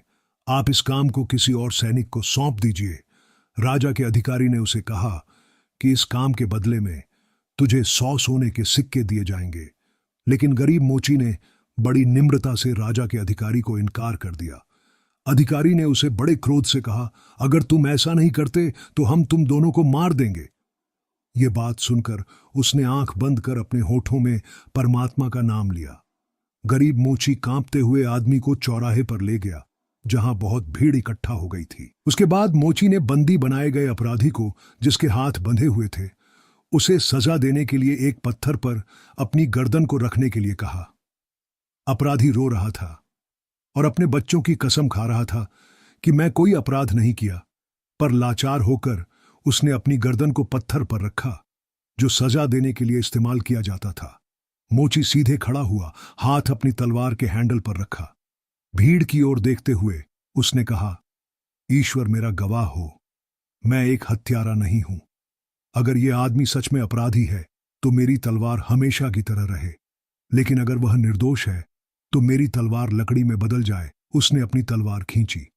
लोगों लकड़ी की धार देखकर आश्चर्य से चौंक उठे और वहां हुई महान चमत्कार के सामने झुक गए। राजा, जो शुरू से ही सब कुछ देख रहा था, मोची के पास आया। उसने मोची का हाथ थाम लिया और उसकी आंखों में गहराई से देखा। मैं राजा हूं और मैं तुम्हारा मित्र भी हूं, जो पिछले कई रातों से तुमसे मिलने आया हूं। मैं चाहता हूं कि तुम मेरे साथ महल में रहो और मेरे सलाहकार बनो। कृपया मुझे सिखाओ कि तुम जैसे कैसे जीना है, एक दिन में एक दिन। फिर सभी के सामने दोनों ने नृत्य किया और गाया, भगवान ने दी है जिंदगी, जियो और उसका शुक्र करो, शुक्र करो, शुक्र करो, सबका वही सहारा है, ना फिक्र करो, ना फिक्र करो, ना फिक्र करो। तो दोस्तों, भविष्य की चिंता हमारा वर्तमान खा जाती है। इंसान सदियों तक का सोचता है, लेकिन पता नहीं होता कल तक वह खुद होगा भी या नहीं। दोस्तों, फिक्र छोड़ो, शुक्र करो और खुशी से जियो। जो होना है होकर ही रहता है, चिंता से कुछ नहीं बदलता। उम्मीद है कहानी अच्छी लगी होगी। कमेंट करके ज़रूर बताएं और साथ ही यह भी बताएं कि आप इस वीडियो को कहां से देख रहे हो। अपना शहर तथा गांव का नाम कमेंट बॉक्स में ज़रूर डालें, नहीं तो भगवान के नाम का ही कमेंट कर देना। आपका कमेंट हमारे लिए इनाम सामान होगा। अगली कहानी आपके लिए प्रस्तुत है। एक बार एक किसान साहूकार से बहुत तंग था। फसल चाहे अच्छी हो या खराब, वह हमेशा गरीबी से जूझता था, जबकि साहूकार और अमीर होता जा रहा था। जब किसान के पास कुछ भी नहीं बचा तो वह साहूकार के पास जाकर बोला, तू तो पत्थरों से भी पानी निचोड़ लेता है, अब मेरे पास तुझे देने के लिए कुछ भी नहीं है, तू मुझे अमीरी का राज बता। साहूकार ने विनम्रता से और धार्मिकता से जवाब दिया, अमीरी भगवान देता है, जाकर उससे पूछ। धन्यवाद तेरा, मैं भगवान से जरूर पूछूंगा, किसान ने कहा। उसने सफर पर जाने के लिए 3 बड़े रोटी बनाए और भगवान को खोजने चल पड़ा। सबसे पहले उसे ब्राह्मण मिला। उसने एक रोटी उसे देकर भगवान की तरफ जाने के रास्ते के बारे में पूछा। ब्राह्मण ने रोटी लिया और बिना कुछ बताए अपने रास्ते पर चला गया। आगे किसान को योगी मिला। उसे भी उसने एक रोटी दे दी, लेकिन योगी ने भी उसकी कोई मदद नहीं की। आखिरकार उसे एक गरीब आदमी मिला, जो एक पेड़ के नीचे बैठा हुआ था और भूख से परेशान था। किसान ने एक रोटी उसे दे दी और उसके पास बैठकर बातें करने लगा। गरीब आदमी ने पूछा, तू जा कहां रहा है? किसान ने जवाब दिया, मैं बहुत लंबा सफर तय करके आ रहा हूं, मैं भगवान को खोजने निकला हूं। गरीब आदमी ने मुस्कुराते हुए कहा, शायद मैं बता सकता हूं, मैं ही भगवान हूं, तू मुझसे क्या चाहता है? इस पर किसान ने साहूकार वाली सारी कहानी सुनाई। भगवान ने उस पर तरस खाकर उसे एक शंख दिया। उसने उसे बजाने का खास तरीका भी समझाया और कहा, तुझे जिस भी चीज की जरूरत हो, इस तरह शंख को बजा और तेरी मनोकामना पूरी होगी। लेकिन साहूकार से सावधान रहना, क्योंकि उसके धोखे का मुकाबला नहीं कर सकता। किसान खुशी खुशी अपने गांव वापस आया। उसकी यह हालत साहूकार से छुपी नहीं रह गई। उसने सोचा, मूर्ख की किस्मत चमक गई है शायद, तभी तो टोह में धौंस आ गई है। यह सोचकर वह किसान के घर गया और उसने उसकी अच्छी किस्मत पर उसे बधाई दी। वह ऐसे चतुर तरीके से बोल रहा था जैसे उसे हर बात का पता हो। किसान ने भी विश्वास करके उसे सारी कहानी बता दी, लेकिन उसने यह राज नहीं बताया कि शंख को बजाना कैसे है। किसान साधा जरूर था, लेकिन इतना मूर्ख नहीं था कि यह राज भी बता देता। लेकिन साहूकार हर तरह से उससे शंख लेना चाहता था। वह चतुर बनकर छोटी छोटी चीजों पर नहीं उलझा। समय पाकर उसने शंख चुरा लिया। साहूकार ने पूरा जोर लगाकर हर तरह से शंख बजाकर देख लिया, लेकिन वह इसका भेद नहीं समझ सका और न ही उसकी कोई इच्छा पूरी हुई। उसने आखिरकार प्रयास करना छोड़ दिया, लेकिन वह हारना भी नहीं चाहता था। इसलिए वह फिर से किसान के पास गया और कहने लगा, मैंने तेरा शंख चुरा लिया है, लेकिन मैंने इससे कुछ नहीं मांगा और न ही इसका इस्तेमाल किया है। तुम इसे लेकर आए हो, लेकिन इस्तेमाल तुम भी नहीं करते और न ही तुम्हें इसकी उपयोगिता आती है। बात अड़ गई है, इसलिए मेरे साथ सौदा कर। मैं तुम्हें तुम्हारा शंख दे देता हूं और इसके बाद मैं शंख के उपयोग में कोई दखल नहीं दूंगा। लेकिन एक शर्त है कि शंख से जो कुछ भी तुम्हें मिलेगा तुम उससे दोगुना मुझे दोगे। कभी भी नहीं, किसान ऊंची आवाज में बोला। यह तेरा पुराना धंधा है, अब नहीं चलेगा। चतुर साहूकार ने जवाब में कहा, अमानत में खयानत न कर, तुम्हें तुम्हारा हिस्सा मिल जाएगा।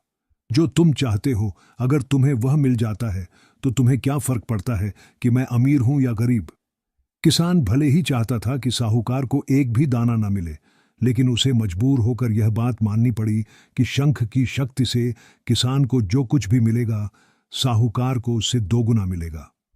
इस विचार ने रात दिन किसान को परेशान कर दिया, लेकिन आखिरकार उसे पछतावा हुआ कि उसे कुछ भी नहीं मिल रहा था। इस बार औड़ लग गई। बारिश के बिना किसान की सारी फसल सूखने लगी। फसल बचाने के लिए किसान ने शंख बजाकर कुएं की इच्छा की ताकि वह इससे खेतों को पानी दे सके। उसकी इच्छा पूरी हुई और एक कुआं लग गया, लेकिन साहूकार के 2 कुएं लग गए, बड़े खूबसूरत। इस पर किसान गहरी सोच में डूब गया। वह लगातार सोचता रहा। एक दिन एक खास विचार उसके दिमाग में बिजली की तरह चमका। उसने शंख लिया और पूरे जोर से बजाया और प्रार्थना की, हे भगवान, तुम मेरी एक आंख निकाल लो और मुझे काना कर दो। इसी तरह हुआ। एक बार एक साहूकार दोनों आंखों से अंधा हो गया। वह 2 कुओं में रास्ता खोजता फिरता था। ऐसा करते हुए वह एक कुएं में गिर गया और डूब गया। यह असली कहानी बताती है कि एक किसान एक बार साहूकार से भी अमीर हो गया, लेकिन उसे एक आंख गंवानी पड़ी। तो दोस्तों, कहानी कैसी लगी आपको? कमेंट बॉक्स में जरूर बताइएगा और यह भी बताइएगा कि आप इस चैनल को कहां से देख रहे हो। अपने गांव तथा शहर का नाम कमेंट बॉक्स में जरूर डालें। तो दोस्तों, इस कहानी में इतना ही। अगली कहानी प्रस्तुत है, जरूर सुनिएगा। एक शिकारी था। उसकी एक पत्नी और 2 बेटे थे। उसकी सास भी उनके साथ ही रहती थी। वह बड़ी ही झगड़ालू और कटखनी बूढ़ी थी। वह हर समय किसी न किसी बात पर शिकारी से लड़ाई करती रहती थी और उसे इतना तक कहकर बेइज्जत करती कि उसके जैसा नालायक, मूर्ख और निकम्मा व्यक्ति सारे एस्किमो लोगों में कोई और नहीं हो सकता। उसकी सास ने उसका जीना इस कदर दुश्वार कर दिया कि उसने अपना गांव और घर-बार छोड़कर टुंड्रा इलाके की ओर निकल जाने का फैसला कर लिया। वह अपने गांव से बहुत दूर निकल गया। चलते चलते रास्ते में उसने समुद्री बत्तखों का एक झुंड देखा। वे खुशी खुशी चहकती हुई और पंख फड़फड़ाती हुई एक जगह से दूसरी जगह उड़ रही थीं। शिकारी काफी देर तक उनके पीछे पीछे चलता रहा। शिकारी को उन्हें देखकर जलन सी महसूस हुई। उसका मन हुआ, कितना अच्छा होता अगर मैं भी किसी तरह बत्तख बन पाता। जब तक शिकारी दूसरे गांव पहुंचा, रात हो गई थी। वह वहां शरण लेने के लिए एक बड़े परिवार में चला गया। वहां उसने परिवार के सभी सदस्यों को नमस्ते की। परिवार के मुखिया ने शिकारी से पूछा, अजनबी, यह बता कि तुम आज पूरे दिन हमारे झुंड का पीछा क्यों कर रहे थे? मुखिया के इस सवाल से शिकारी समझ गया कि ये सभी वे बत्तखें ही हैं जिन्होंने अब रात में इंसानों का रूप ले लिया है। शिकारी ने कहा, वह इसलिए क्योंकि तुम्हें देखकर मेरे मन में यह इच्छा जागी थी कि काश मैं भी तुम्हारी तरह बत्तख होता तो कितना खुश रहता। उसकी बात सुनकर मुखिया ने उसे बताया, हमारा जीवन उतना भी आसान नहीं है जितना कि तुम्हें ऊपर से देखकर लगता है। बहुत सारे खतरे हमें रोज घेरे रहते हैं। अगर तुम मेरी नेक सलाह मानो तो मैं तुम्हें कहूंगा कि तुम हमारे जैसे बत्तख बनने का विचार छोड़ दो। शिकारी ने मुखिया की बात मान ली और बत्तख बनने का विचार छोड़कर आगे बढ़ गया। वह थोड़ा और आगे जाकर एक देवदार के पेड़ के पास खेल रहे 2 खरगोशों से मिला। उन्हें देखकर उसका दिल किया, काश कि मैं भी इनकी तरह बेपरवाह खरगोश बन सकता। यह सोचकर वह उनका पीछा करने लगा, पर खरगोश उससे डरकर भागने लगे। जैसे ही अंधेरा होने लगा, शिकारी को एक झोपड़ी दिखाई दी। जब वह झोपड़ी के अंदर गया तो वहां बैठे 2 बूढ़ों को देखकर उसने सलाम किया। उनमें से एक बूढ़े ने उससे पूछा, पहले यह बताओ कि आज तुम हमारा पीछा क्यों कर रहे थे? शिकारी समझ गया कि उसके सामने वही 2 खरगोश बैठे हैं जिन्होंने झोपड़ी में आकर बूढ़ों का रूप धारण कर लिया है।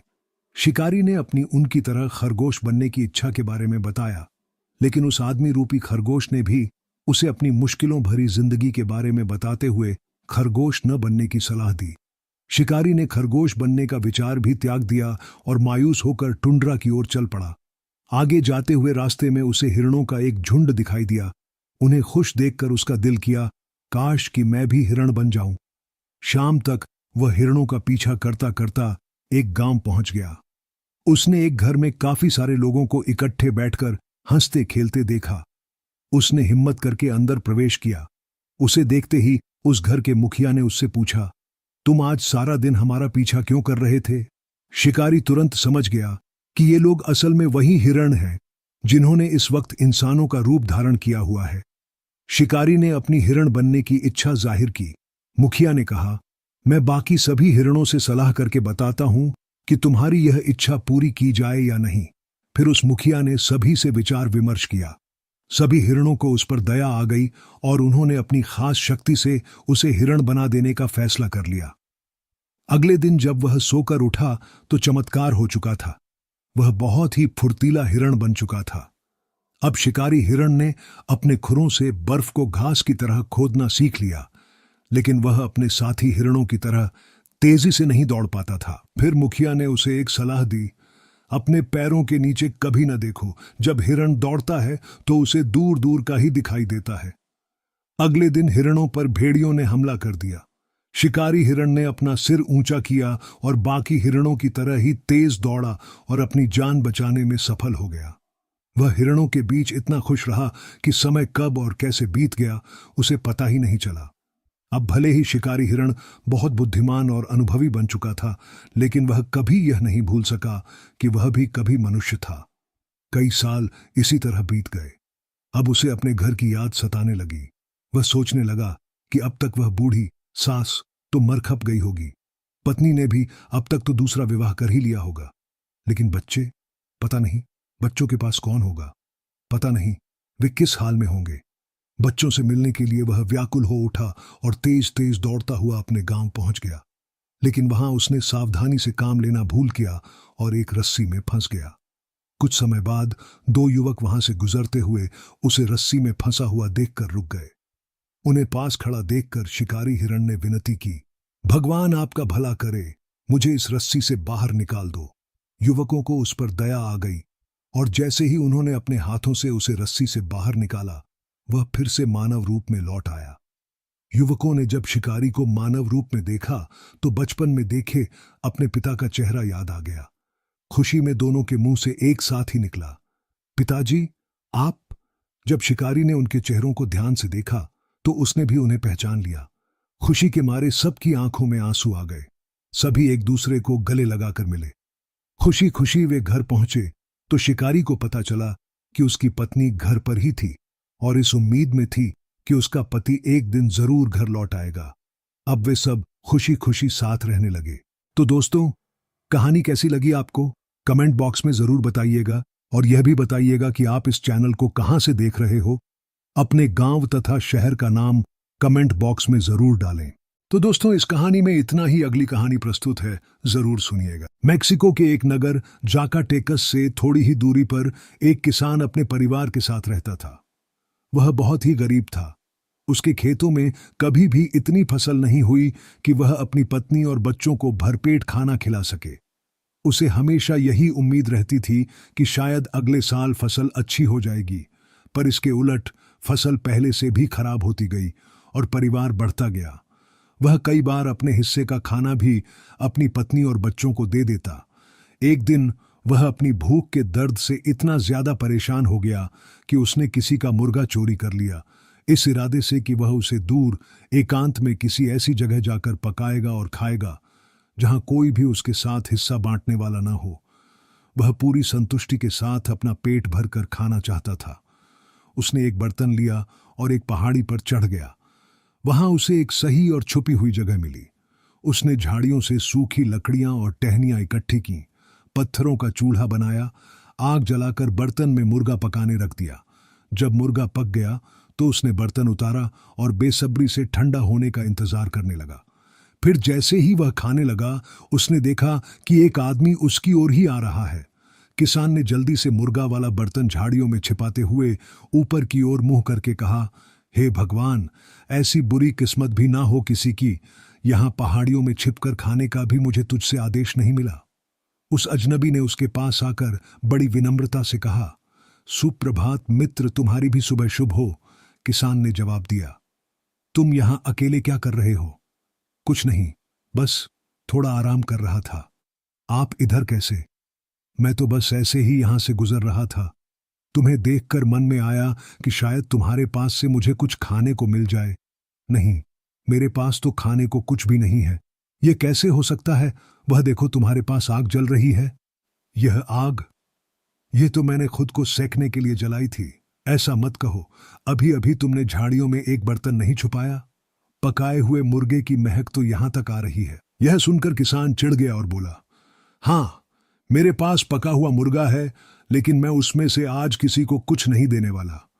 यहां तक कि अगर आज मेरे अपने बच्चे भी आ जाएं तो भी नहीं। मैं यहां छिपकर खाने इसीलिए आया हूं कि कम से कम पूरी जिंदगी में एक बार तो पेट भरकर खा सकूं। नहीं नहीं, मैं यह किसी के साथ भी साझा नहीं करने वाला। नहीं, इतना कठोर मत बनो, मुझे इसमें से थोड़ा सा दे दो, बस एक टुकड़ा। उसने बड़े ही विनम्र स्वर में कहा, नहीं, मैं इसमें से एक टुकड़ा भी किसी को नहीं दे सकता। मैंने तुम्हें बताया तो है कि आज जिंदगी में पहली बार मैं अकेले पेट भरकर खाने यहां आया हूं, लेकिन मुझे पता है कि तुम जरूर ही मुझे इसमें से थोड़ा सा हिस्सा दोगे। तुम मुझे ना इसीलिए कह रहे हो क्योंकि तुम नहीं जानते कि मैं कौन हूं, उस अजनबी ने कहा। मैंने कह दिया ना, मैं नहीं दूंगा, नहीं दूंगा, चाहे तुम कोई भी हो। मैं तुम्हें इसमें से थोड़ा भी नहीं देने वाला। ठीक है, फिर मैं भी तुम्हें कह देता हूं कि तुम जरूर दोगे, जब तुम्हें पता चलेगा कि मैं कौन हूं। ठीक है, फिर तुम यह भी बताकर देख लो। चलो बताओ, तुम कौन हो? तो सुनो, मैं भगवान हूं, तुम्हारा मालिक। अच्छा, अब तो सवाल ही पैदा नहीं होता कि मैं तुम्हारे साथ अपना खाना साझा करूं। तुम कभी इंसाफ नहीं करते। तुम मेरे जैसे गरीबों के साथ बहुत बुरा व्यवहार करते हो। तुम केवल उन्हीं को देते हो जो तुम्हें अच्छे लगते हैं। कई लोगों को तो तुम बेहिसाब देते हो, महल, घोड़े, गाड़ियां और न जाने क्या क्या। और कई मेरे जैसे लोगों को भरपेट रोटी तक नहीं देते खाने को। तुम्हें तो मैं इसमें से एक टुकड़ा भी नहीं दूंगा। तुम्हारी जगह कोई और होता तो शायद मैं एक पल के लिए सोच भी लेता, लेकिन तुम्हें तो बिल्कुल भी नहीं। भगवान उस किसान के साथ कितनी देर तक सही गलत की बहस करता रहा, लेकिन किसान उसे एक टुकड़ा भी देने के लिए राजी नहीं हुआ। हारकर भगवान अपने रास्ते चला गया। अब जब किसान फिर से बर्तन लेने ही चला था, तो एक और अजनबी उसके पास आ खड़ा हुआ। वह देखने में बहुत ही कमजोर सा लग रहा था। उसका रंग भी पीला हो चुका था। शुभ सवेर, उसने कहा। शुभ सवेर, किसान ने भी जवाब दिया। क्या तुम्हारे पास मेरे खाने के लिए कुछ है? नहीं, मेरे पास तो अपने खाने के लिए भी कुछ नहीं है। नहीं, ऐसा मत कहो। अभी अभी उस शख्स के साथ तुम्हें बहस करते हुए सुना था कि तुम्हारे पास पका हुआ मुर्गा है जो तुमने झाड़ियों के पीछे छिपा रखा है। तुम्हें भी पता लग गया। चलो कोई बात नहीं, पता चल गया तो चल गया। और तुम्हें यह भी पता लग गया होगा कि उसे मैंने इसमें से एक टुकड़ा भी नहीं दिया, और तुम्हें भी यहां से कुछ नहीं मिलेगा। तुम मुझे इनकार इसलिए कर रहे हो क्योंकि तुम नहीं जानते कि मैं कौन हूं। तुम्हें पता है, जो मेरे साथ बहस कर रहा था वह भूखा भगवान था। कहने को तो वह भले ही सबका मालिक है, लेकिन तुम्हें पता है वह कितना पक्षपाती बर्ताव करता है। किसी को बहुत ज्यादा और किसी को बहुत कम देता है। पर छोड़ो, मैं अब किसी बहस में नहीं पड़ना चाहता। बात खत्म यह है कि मैंने अगर उसकी परवाह नहीं की तो तुम्हारे सामने तो मैं और भी नहीं करने वाला। मैं तुम्हें भी इसमें से कुछ नहीं दे सकता। तुम मुझे दोगे जब तुम्हें पता चलेगा कि असल में मैं कौन हूं। ठीक है, तुम भी बता लो कि तुम कौन हो। किसान ने कहा। अजनबी ने कहा, मौत का फरिश्ता। फिर तो मैं सचमुच इसमें से तुम्हें जरूर कुछ दे दूंगा। इसका कारण यह है कि मौत बिना किसी भेदभाव के हर एक को ले जाती है, चाहे वह गरीब हो या अमीर, गोरा हो या काला, मोटा हो या पतला, कोई भी किसी भी तरह का क्यों ना हो, मौत सभी को अपने साथ ले जाती है। मौत ने आज तक कभी कोई पक्षपात नहीं किया और तुम उसी मौत के फरिश्ते हो। तुम्हें तो मैं जरूर इसमें से कुछ दूंगा। कहकर वह झाड़ियों के पीछे से बर्तन लाने चला गया। तो दोस्तों, कहानी कैसी लगी आपको? कमेंट बॉक्स में जरूर बताइएगा, और यह भी बताइएगा कि आप इस चैनल को कहां से देख रहे हो। अपने गांव तथा शहर का नाम कमेंट बॉक्स में जरूर डालें। तो दोस्तों, इस कहानी में इतना ही। अगली कहानी प्रस्तुत है, जरूर सुनिएगा। एक बार की बात है कि एक महिला थी और उसकी एक बेटी थी जिसका नाम कासिया था। कासिया बहुत प्यारी और बहुत तंदुरुस्त थी, लेकिन वह बहुत आलसी थी। वह बस खाने और सोने के अलावा और किसी काम को हाथ नहीं लगाती थी। इसी तरह वह अब 20 साल की हो गई थी। न तो कभी उसने अपने आप मुंह धोया और न ही कभी अपने बालों को संवारने का विचार किया। उसके बाल हमेशा उलझे ही रहते थे। इसी कारण लोग उसे खाटो कहने लगे। उसकी मां को सारे घर के काम अकेले ही करने पड़ते थे, क्योंकि अगर वह खाटो की तरफ नजर डालती तो उसके आंगन में बर्तन भी गंदे पड़े रहते थे। न किसी ने आंगन साफ किया और न ही किसी ने गाय का दूध निकाला। कभी कभी उसकी मां उसे कहती, कमली, घर का काम सीख ले। तुझे किसी राजकुमार से नहीं शादी करनी, शादी तो तेरी किसी किसान के बेटे से ही होगी, जो तुझ पर हुक्म चलाएगा और कहेगा, चल घर की सफाई कर। उसने तेरा कोई बहाना नहीं सुनना कि तेरी बाहें दुख रही हैं या कोई और बहाना। लेकिन वह मां की बात एक भी न सुनती और पासा पलटकर सो जाती।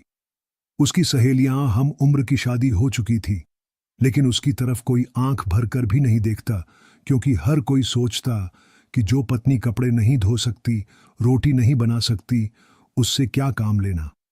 इसी दौरान कासिया को बागों के रक्षक एक युवक से प्यार हो गया, जो अक्सर उनके घर आता जाता था।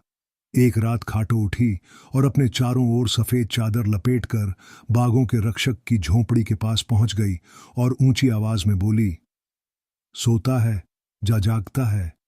वह घबरा कर कहता है, जागता हूं। फिर वह कहने लगी, सुन, भगवान और संत का हुक्म है कि तुम खाटो से विवाह करवा लो और यह विवाह तुम्हें करवाना ही पड़ेगा। इतना कहकर वह लुप्त हो गई। बागों का रक्षक गहरी रात में यह सुनकर इतना डर गया कि सुबह तक भी न सका। वह मुंह अंधेरे उठते ही खाटो के घर पहुंच गया। उसने घर की खिड़की से झांक कर देखा, वह आंगन में ही सोई हुई थी। आज पहली बार उसका चेहरा साफ सुथरा था और बाल भी बहुत अच्छे थे। उसकी गालें गुलाबी थीं और मुंह से तो कुछ नहीं बोली, पर वह उसकी तरफ लगातार देख रही थी। कुछ भी हो, आखिर यह खाटो है तो बहुत प्यारी, बागों के रक्षक ने सोचा। मुंह से कुछ नहीं बोला और देखकर चुपचाप वापस चला गया। अगली रात वही सफेद चादर वाली भूतनी फिर बाघों के रक्षक की झोंपड़ी के पास जाकर बोली, सोता है जा जागता है? जागता हूं, उसने डरते डरते उत्तर दिया। मैंने तुझे कहा था ना कि भगवान और संत का हुक्म है कि तुझे खाटो से विवाह करवाना ही पड़ेगा। अगर तुम हुक्म नहीं मानोगे तो मैं तुम्हें मारकर कब्र में डाल दूंगी। बाघों का रक्षक अब डर के मारे थर थर कांपने लगा। उसने महसूस किया कि विवाह तो अब खाटो से करवाना ही पड़ेगा। भले ही वह सुस्ती से दिन भर सोती रहती है, लेकिन अब उसके बाल तो अच्छे होते हैं और मुंह भी अच्छा होता है। बहुत प्यारी लगती है। बाघों के रक्षक के मन को वह अच्छी लगने लगी। वह उनके घर अंदर के नहीं गया, क्योंकि उस दिन उनके घर मेहमान आए हुए थे। वह फिर वापस चला गया। अगली रात फिर सफेद कपड़ों वाली भूतनी बाघों के रक्षक की झोंपड़ी के पास जाकर बोली, सोता है जा जागता है? जागता हूं, डरते डरते बाघों के रक्षक ने कहा। भगवान ने और संत ने कहा है कि तुम खाटो से विवाह करवा लो, नहीं तो बहुत पछताओगे। यह तुम्हारी मेरी आखिरी चेतावनी है। बाघों का रक्षक भड़क कर बिस्तर से उठा और खिड़की की तरफ देखा, पर वहां कोई नहीं था। वह इतना घबरा गया कि भागकर खाटो के घर जाकर उसकी मां से उसका रिश्ता मांग लिया। उसकी मां ने खुशी खुशी हां भर दी, पर एक ही वादा लिया कि उसकी बेटी बड़ी लाडली है, उसे कभी भी मारे पीटे नहीं, कभी भी उसे बुरा न बोले। बाघों के रक्षक ने भी वादा किया कि वह उस पर कभी हाथ नहीं उठाएगा। दोनों ने शादी के बाद एक साथ रहना शुरू कर दिया। बाघों का रक्षक सुबह जंगल की ओर चला जाता और दोपहर में रोटी खाने घर आता। जब वह पहले दिन रोटी खाने घर आया, तब खाटो अभी भी खटिया पर पड़ी थी। गाय घर में खौरू पा रही थीं। न तो उन्हें किसी ने चारा डाला था और न ही दूध निकाला थी। बाघों के रक्षक ने खुद चारा डाला, दूध निकाला और भूखा वापस चला गया। जब रात को फिर घर आया, तब भी आंगन में खाने के लिए कुछ नहीं बना था। घर का भी बुरा हाल था। खाटो के बाल भी खिलरे हुए थे, मुंह तक भी नहीं धोया था। खाटो खटिया पर पड़ी थी। पहले पहल तो कुछ समय उसने खाटो को कुछ नहीं कहा, खुद ही सारा काम करता रहा, पर आखिर कितना समय, उसका सब्र टूट ही गया। उसने गांव से 5 कोस दूर एक नौकरी ढूंढी और खाटो को साथ ले गया, पर वह वहां जाकर भी कोई काम नहीं करती। उसी तरह खाकर सोती रहती। फिर उस बाघों के रक्षक को एक तरकीब सूझी। उसकी खटिया के पास एक बहुत पुराना शिकार करने वाला थैला लटका हुआ था। उस दिन जब वह सुबह सोकर उठा तो उसने थैले से कहा, थैले, मेरी बात ध्यान से सुन। मेरे आने तक रोटी बनाकर रखना, घर साफ रखना, इसके अलावा जो भी काम होगा वह करके रखना। और अगर तूने काम नहीं किया तो देख मैं आकर तेरी क्या खबर लूंगा। खाटो ने यह सब कुछ सुना पर सोचने लगी, देखो भला यह थैला कुंडी से उतरकर कैसे काम करता है। पर थैला तो थैला ही था, वैसे का वैसे लटका रहा।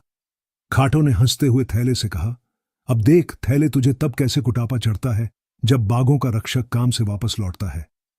उसका घर वाला जब घर लौटा तो क्या देखता है कि कोई भी काम नहीं हुआ। उसने फिर थैले से कहा, आज देख मैं तुझे कैसे पीटता हूं। खाटो को कहा, तू इस थैले को कंधे पर टांग ले, मैं इसे आज अच्छा सबक सिखाने वाला हूं। खाटो ने थैला कंधों पर टांग लिया और हंसते हुए देखने लगी, देखो अब भला थैले का क्या होगा। उसके घर वाले ने एक डंडा उठाया और थैले को पीटने लगा। चोट तो खाटो को ही लगती थी, वह चिल्लाने लगी, लेकिन वह लगातार थैले को ही पीटता रहा। फिर जब वह अगली सुबह काम पर जाने लगा तो उसने फिर से थैले से कहा, मेरे आने तक रोटी बना करके रखना, घर भी साफ सुथरा रखना। मेरे आने तक सब कुछ साफ होना चाहिए, नहीं तो आज तो कल से भी ज्यादा मार पड़ेगी। जैसे ही वह घर से निकला, खाटो जल्दी से बिस्तर से निकली, काम करने लगी। जब बाघों का रखवाला शाम को घर आया तो क्या देखता है, रोटी तैयार है, घर साफ सुथरा चमक रहा है, खाटो भी नहा धोकर तैयार है। ये सब देखकर उसने खाटो से कहा, कासिया, मेरा ख्याल है कि हमें अब इस थैले को और सबक सिखाने की जरूरत नहीं। क्यों नहीं, अब बिल्कुल कोई जरूरत नहीं। और उसके बाद वे दोनों खुशी खुशी रहने लगे।